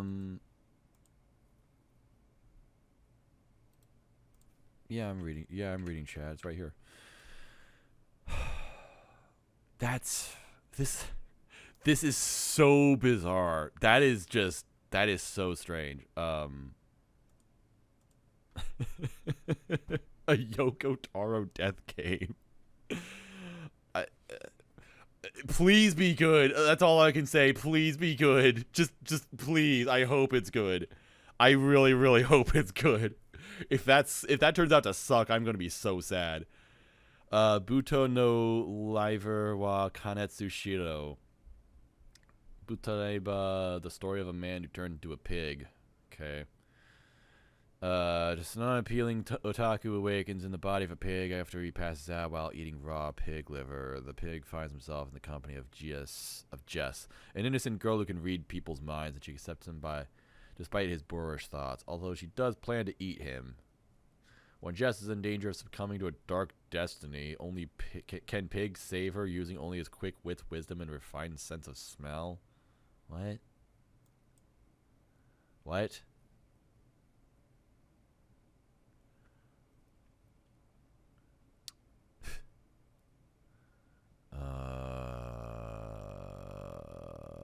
What? What is this? Yeah, I think I don't think I need to know that. It's also liver, not liver. I thought that was going to be a whatever. I have no idea. Toaru Osan no Vrumo Katsudoki. A playthrough of a certain dude's Vrumo life. A new type of Vrumo called One More Free Life Online is out. He logs on to a young boy avatar called Earth. Taichi Tanaka, 38, single. Yeah, thanks for telling me he's 38 and single. I really needed to know that in this anime about a Vrumo. Has a regular office job and enjoys playing video games in his free time. In the world where the player is free to do as they want, he decides to master a skill that's been deemed to be useless. He makes potions that are too much of a hassle to make, cooks food excessively too good, and uses bizarre original weapons to hunt monsters. Wow, that sure sounds like an anime about video games. Dang. Cool gamer anime, bro. No, these character designs are not good. Put on a witch hat. You'll thank me later. No thanks. So Fooly Cooly. So someone had about the worst idea imaginable. They decided, hey, let's make seasons 4 and 5 of Fooly Cooly. You know, long ago, this anime called Fooly Cooly came out, and people liked it a lot, and it was great. And then we all moved on. We kept it close in our hearts. And then someone decided, hey, let's do a sequel to that, like 20 years later. And everybody's like, I mean, you don't really have to. But they did anyway. And I think everybody was, cautiously optimistic. Like, nobody wants to hate a new Fooly Cooly thing. So people were like, okay, well, they've got some, like, really interesting animators and people working on this. They've got the pillows back. I mean, it could be good. It could be good. Why not? Like, what's the worst that could happen? And then it wasn't very good, and people didn't like them. And it's like, okay, thanks, but no thanks. We don't need new Fooly Cooly sequels. We kind of wish these didn't exist. We're just going to ignore that you did this and just fondly remember the original Fooly Cooly. Thanks again, but take that talent elsewhere. Make a new thing. You don't have to ride the nostalgia wave of Fooly Cooly or anything. We'll just keep that. And then after that, they decided, okay, let's continue making Fooly Cooly sequels because nobody asked. Literally nobody asked for this. And this one just came out, Grunge, and it's one of the lowest rated anime ever on the entire website. So great job, everybody. Thank you for once again making something that nobody, and I mean nobody in the world asked for this, and they look terrible. And just everything about them seems to be completely terrible. And there's the fourth one, and there's a fifth one coming out in a few days. It's like, great. Again, why did you think that anybody wanted this? We don't want to see this. Nobody wants to see this. Literally 0 people in the entire world want seasons 4 and 5 of Fooly Cooly. Again, 2 and 3, you tried when we kind of gave a little respect. We were a little bit optimistic. We were hopeful that they would be good, but they weren't. So just leave it. But then for some reason, Adult Swim decided to double down on the Fooly Cooly sequels and make even worse entries into this. Like, Fooly Cooly has somehow become the Star Wars of anime, where when you say that you like it, you have to clarify that you like the original thing only, which at this point is only 10% of the entire series, because some dumbasses decided that they wanted to continue making more and also get progressively worse at it over time, to the point where the whole franchise is just a bastardized version of what we thought was good, or something. I don't know. I don't even care about Fooly Cooly all that much. I didn't even like the original. I don't even like Fooly Cooly. I saw the first season one time and I'm like, okay, that was kind of weird. I don't get it. I'm not all that into it. And people were telling me, like, you have to watch it 5 times in order to get it. I'm like, you know what? I think I'm good, frankly. I'm going to find some other stuff to do in my free time. But even I'm mad about this. Even I'm pissed off about this. Why are we doing this? What do you want? Stop. Stop this. No more of this ever. You fucking do Yojo Senki Season 2 already. What the fuck? It's not fucking Yojo Senki. It shouldn't take you that long to make it. It's probably not his fault for that. But still, just fucking enough already. Enough. Stop doing that. Yuzuki-chan chi no Yuzuki-san chi no Yonkyodai. The Yuzuki family, which consists of 4 brothers, lost their parents 2 years ago. Hayato, the eldest son, is a hard worker and the pillar of the family. Mikoto, the second son, is calm and collected, but he has a soft spot for his younger brother, Minato, whom he adores and thinks is cute. I don't like where this is going. Minato, the third son, is energetic and adores his brothers, but he is clumsy and awkward. Gakuto, the fourth son, is a studious and mature first grader who is often referred to as a wise man. The manga depicts 4 brothers' daily lives as they navigate their family, school, and community. Dang, isn't it crazy how people have families? Wow, how interesting. It's got a Flumpool OP, so that's pretty cool. It's been a minute since I've heard a Flumpool OP. Not since Kakashi Goto, and yeah, that's about when they last had an OP. Cool. This doesn't seem very good. It's a manga adaptation, for what it's worth.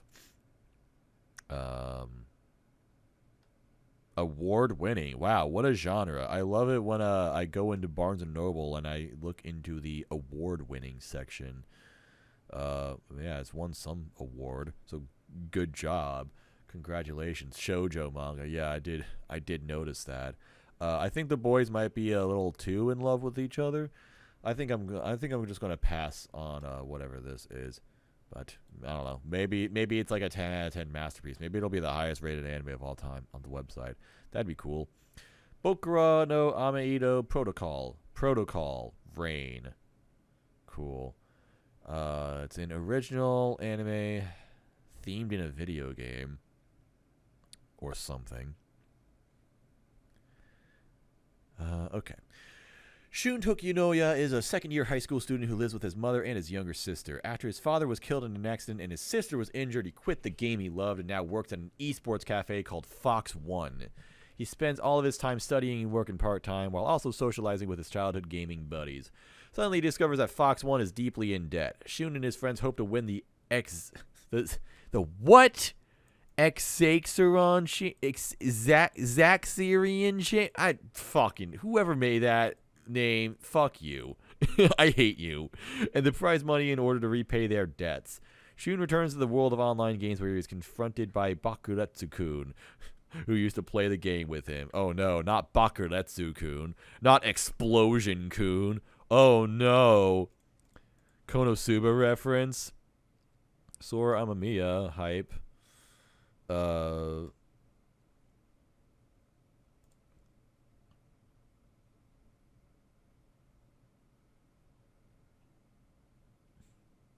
Harajuku gamer girl.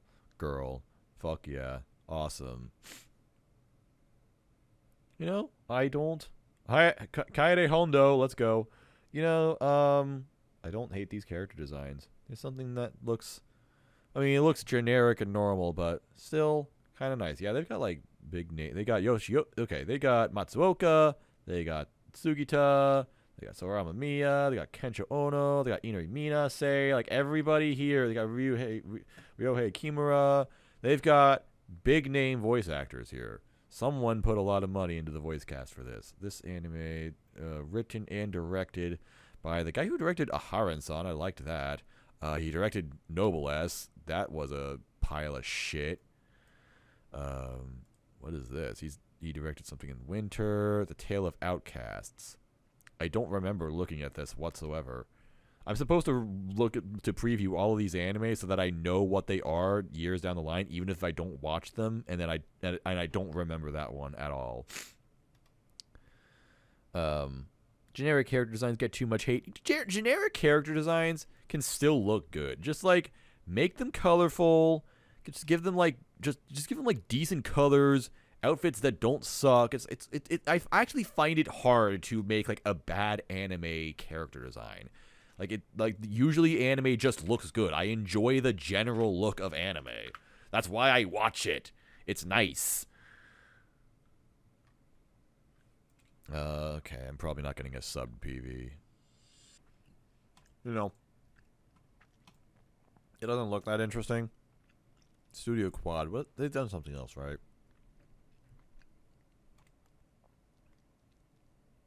They did Kuroitsu, right?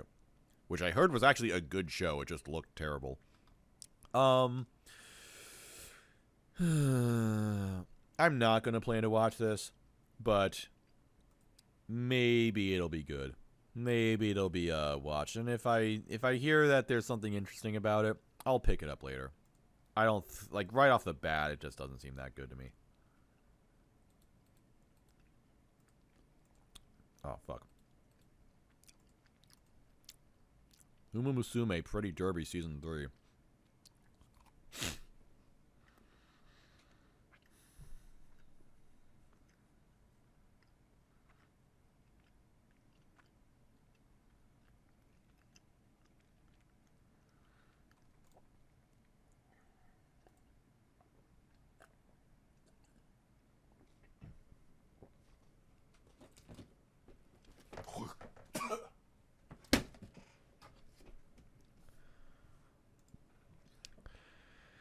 Migi to Dali.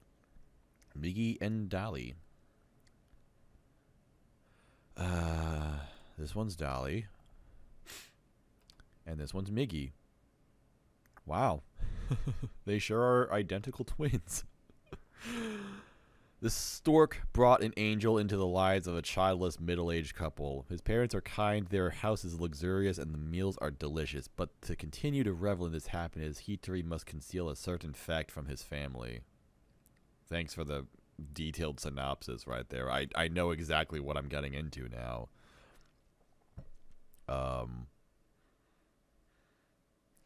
Fuck. Wait, watch the PV?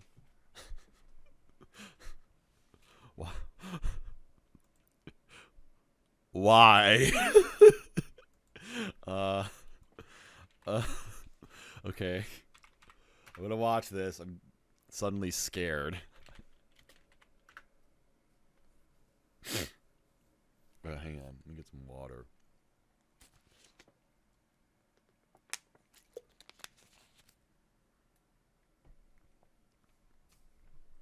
This has 841,000 views.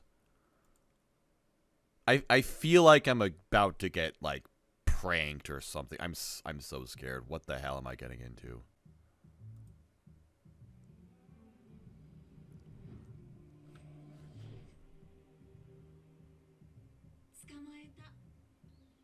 That's not.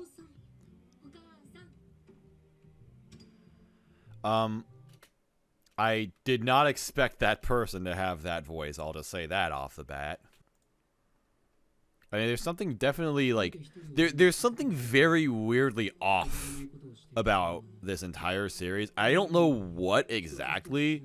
There is something not normal going on though. What? What? This is a manga, right? What?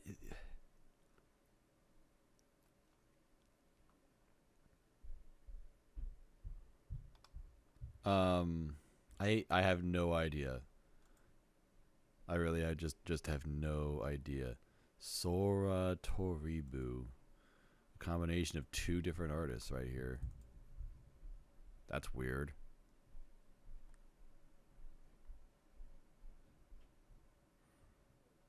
Huh.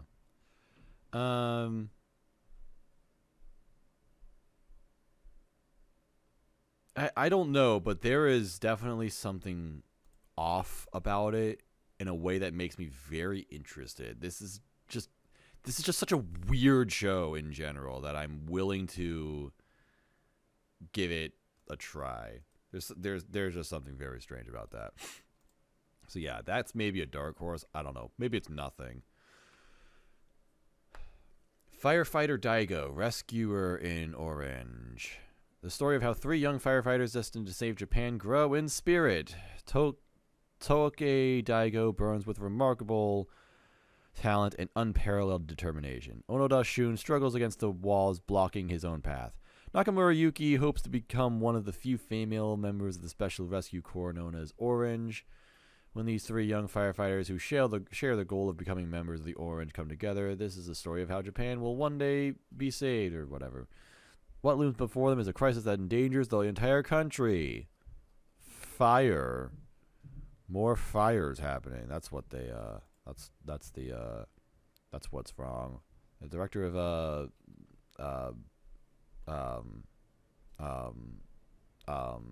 To Your Eternity. I was thinking of the English title of that.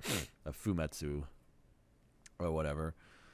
Wait, hang on. This is the 2nd season. Hang on. What?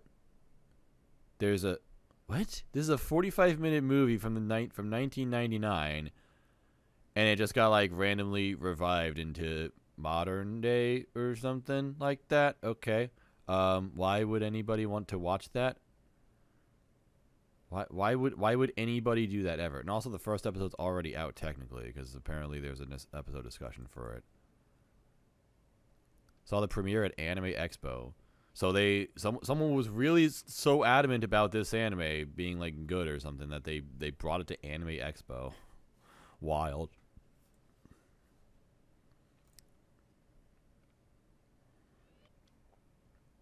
Oh, at first I was thinking, oh, maybe it wasn't Suzuken because I can't see him in the credits, but yeah, that was Suzuken. I'm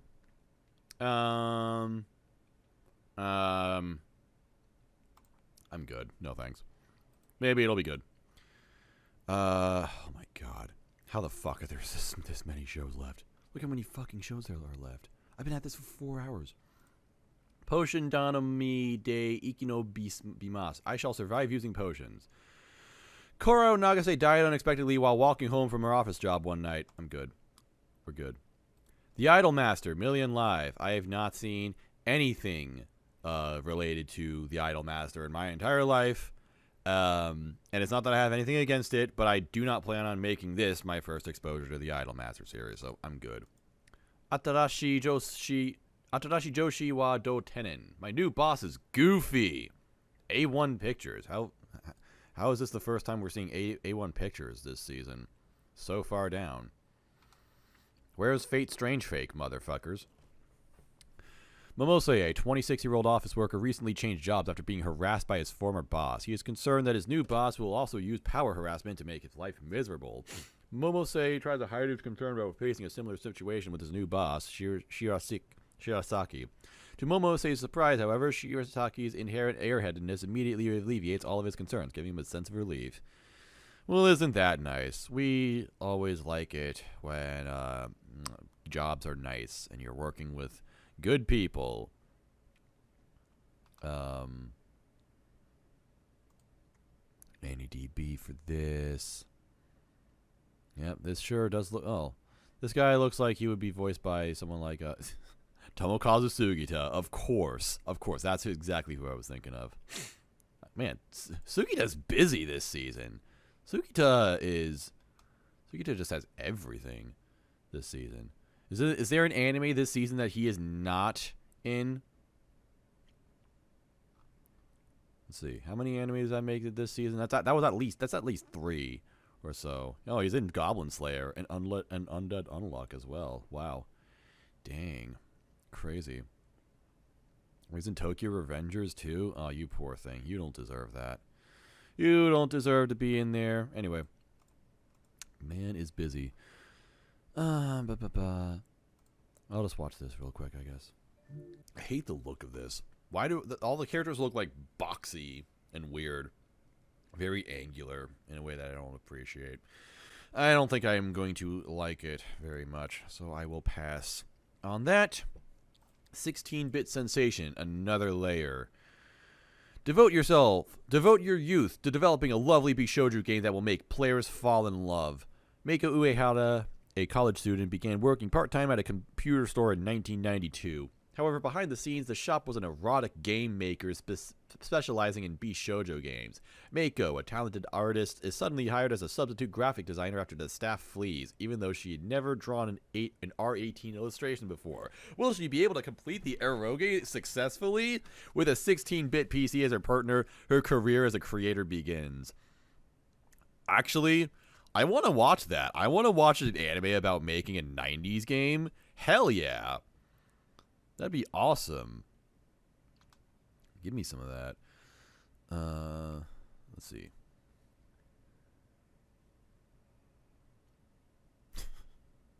That's right. This girl is going to make the hottest eroge you have ever seen.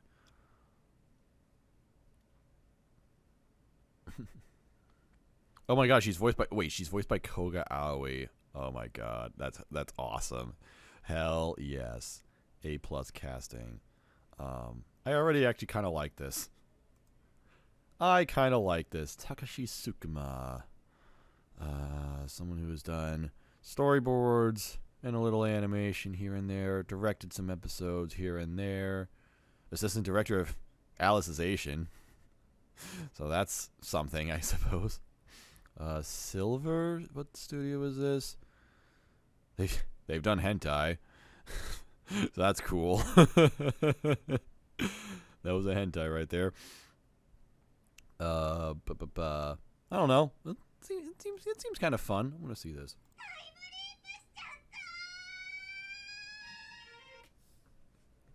I don't want to watch a show with this fucking voice. She's doing the insanely annoying Kaguya voice, but at least like in Kaguya-sama that has like a really strong comedic effect. That's just straight up annoying.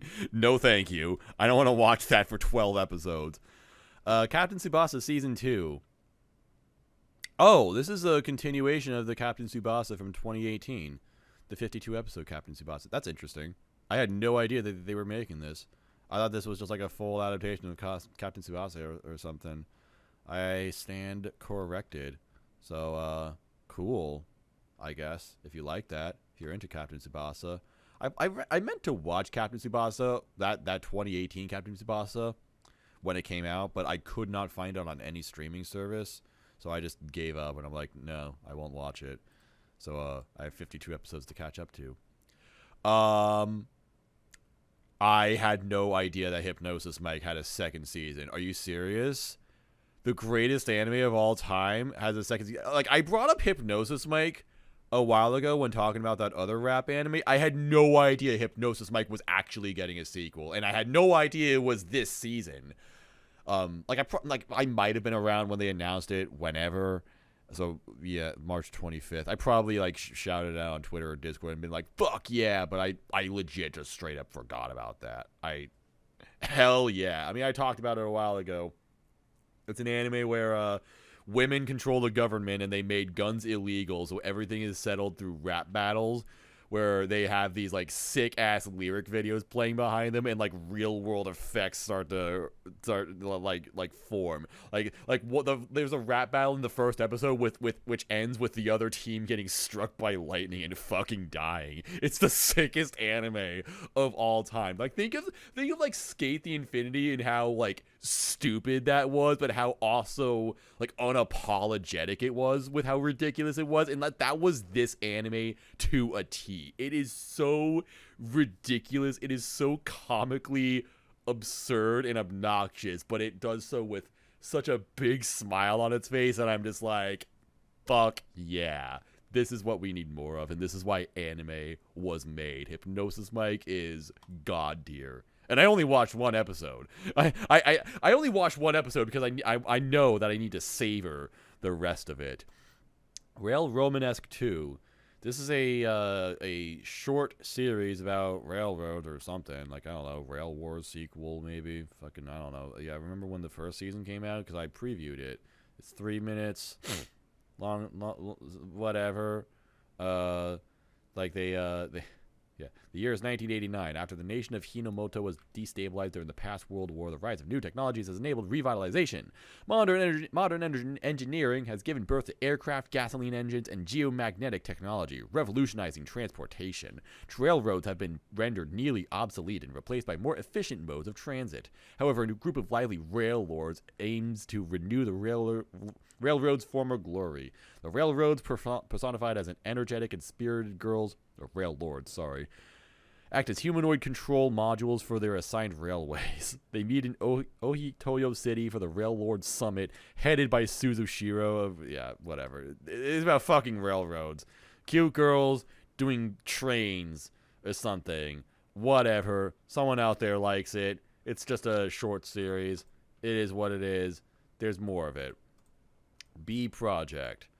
This is some idol series that I don't watch at all. It's the 3rd season of it, and it seems like it's the 3rd season of like a spin-off of it or a different branch of it for like a different group or something. I don't know. Bullbuster. More like Ballbuster. Damn.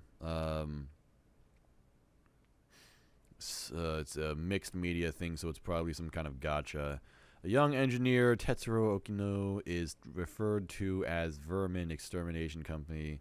Is transferred to a vermin extermination company called Hato Industries with the new robot Bullbuster that he developed himself. Their Hato Industries, a small company with little money, and its president Tajima are against a mysterious creature. The fuel cost for robots, labor prices for what? I have no idea what any of this was trying to say. A Konomi Suzuki ED. That's so random.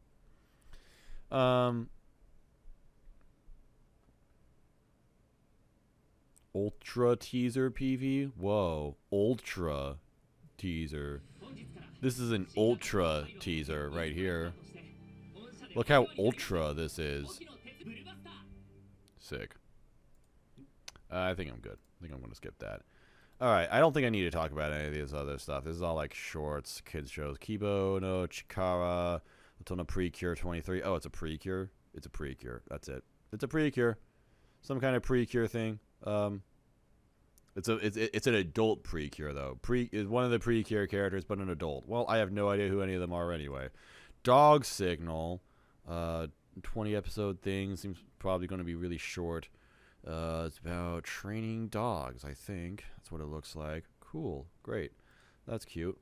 Kawagoe Boys Sing. No synopsis information has been added to this title. Alright. Seems like some kind of idol thing, but whatever. Kizuno no Alele Season 2. Remember Kizuna Ai, everybody? Kizuna Ai. She has an anime. Nobody's watching it, but it has a 2nd season, if in case for the 2 people that did watch it. Yay. Remember Kizuna Ai? Bikuri Men. World where value of Bikuri Men stickers are so high that they have to be transported into a cash transport vehicle. What? So, okay, so this is some kind of toy tie-in, I'm assuming. Alright, cool. For kids. Matsuinu. Looks like some, oh, what have I seen? What does this remind me of? This is from something. This is from something. I don't know what, though. And then some other kids shows. Okay, we're good. We're done now. ONA. Pluto. This is a cool thing. This is like a... so this is a Tezuka manga from a long time ago. This anime adaptation got announced years ago, and then there was like no new information about it ever. Yeah, 2017 this was announced, and then there was like no new information for it for years, and everyone thought it was canceled, and then it just came back this year, and it's like, guys, we're almost done with it, it's gonna come out this year, and everyone's like, what the fuck, where have you guys been? Okay, cool, sick. So that's pretty cool. It seems like it's gonna be pretty faithful to Tezuka's style. 8 episodes, hour long each, so yeah, pretty cool. By Studio M2. Very small studio, basically made by like one guy. They originally did this for like Onihei. Interesting anime that I watched. Not a very good one, but it was interesting. Yeah, drawn by the monster guy. Yeah, so I'm actually looking forward to this. That'll be pretty cool when this drops. October 26th.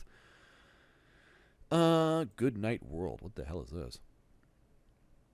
In the online game Planet, there's a powerful team of 4 players. The team goes by the name Akabane Family, and its members are a pseudo-family that only exists in the game. Although they aren't aware of it, these 4 players are actually a broken family in real life. A shut-in older brother, high-achieving younger brother, father is not respected by his children, and a mother who neglects her own household. They do not know the warmth of family. They also don't know that the warmth of their online family is only a passing feeling.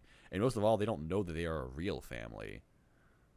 Centered on the deeds of the Akabane family in the online game Planet, the story features battles against monsters, clashes with other guilds, and machinations surrounding Blackbird, the final objective of the game. The tale takes a major turn as it entangles the real world and this family. That sounds like weird enough to be kind of cool, actually. I'm kind of interested in that. Huh. We'll see. That'll come out on October 12th, question mark. It's an ONA, so I assumed it would be like a Netflix drop or something, but I don't know. Maybe not. What else? Some Chinese stuff. Reincarnated as a Slime OVA, Spy Class movie. Rascal Does Not Dream of a Knapsack Girl or whatever. A Knapsack Kid. I love this series and the fucking dumbest titles ever. I cannot take this serious. I've not seen this anime ever because I remember watching the first like 10 minutes of the first episode. And I'm like, this sucks. I'm not watching any of this shit. And then it got really popular, and I'm like, oh, whoops. Maybe I should have kept up with it so I could be hip with the kids or at least know what they were talking about. But I can't take this shit seriously with the titles of like I am not watching something called Rascal Does Not Dream of a Knapsack Kid. I'm sorry, I cannot do that. Hamifura as a movie, that's cool. Girls in Panzer finale part 4, the finale that they've been working on for 7 years at this point or so. And that's probably about it. Ooh, and a Josh and Chan Dropkick OVA. Hell yeah, buddy. By a new studio. Wait, that's interesting. That's odd. Hope that doesn't have any weird implications. But anyway, yeah, that's about it for this season. Finally, after like 5 fucking hours, I'm done talking about this anime. So, how much do we have? We have 3, 6, 9, 12, 15, 18. That's a pretty healthy amount of anime right there. Goblin Slayer Season 2, Spy X Family Season 2, Dr. Stone Season 2, Dead Mount Death Play Season 2. That's it for sequels, though. Not a whole lot of sequels. Then we got Frieren. We've got Apothecary Diaries, Undead Unluck, 100 Girlfriends. What was this? Kamonohashi, the detective. Kamonohashi, I think, or something. Yeah, the ranged detective. Hamatsu no Okoku. Well, Kingdoms of Ruin. Oh yeah, the show about killing the witch killers. Hell yeah. Ragna Crimson. It's been so long that I already forgot what these anime were. Oh, Crash Course in Naughtiness. I don't know if that's going to be all that good. Overtake. Gonna try it because it's original and it has some good people working on it. I don't know, but I will try. I'm just like cautiously optimistic. Tearmoon Empire. Why did I want to watch this one again? Oh, it seemed kind of funny, I guess. I don't know. I just wanted to give it. Maybe I'm just being nice. Shy, same thing. Maybe I'm just being nice. Witch Daughter Show. KamiErabi Death Game by Yoko Taro. Fingers crossed that it'll be good. And Migito Dali. Not sure what to expect from that, but it is definitely weird enough that it has my attention. So that's what I've got for this season. I'm looking forward to this. Looks like it'll be a very busy season. A very action-packed season. with lots of cool stuff going on. And I'm sure that there's going to be some other stuff that I didn't think would be good at all or didn't think anything of and actually turns out would be like really big and important. I hope we get, like usually in the big seasons like summer and or spring and fall, we get some kind of show that just kind of like pops out of nowhere and is like, oh, actually this show's a freaking amazing masterpiece and everybody slept on it until it finally came out. It just came out of literal nowhere. Who knows what that will be? But hopefully, I don't know, hopefully we'll get something like that. Or I'll just be right about everything. And I'll have 18 good shows to watch. That'll be cool. Imagine having 18 shows to watch. And they're all good. That's the ideal world right there. All right, I am going to go do other things with my life right now. So I will see you later. Thank you, everybody, for tuning in. Everybody who joined the live chat. Anybody who's watching this video after the fact. Appreciate you. And I'll be here next season to do the same exact thing. Hopefully it won't take me 5 hours, though. Jesus Christ.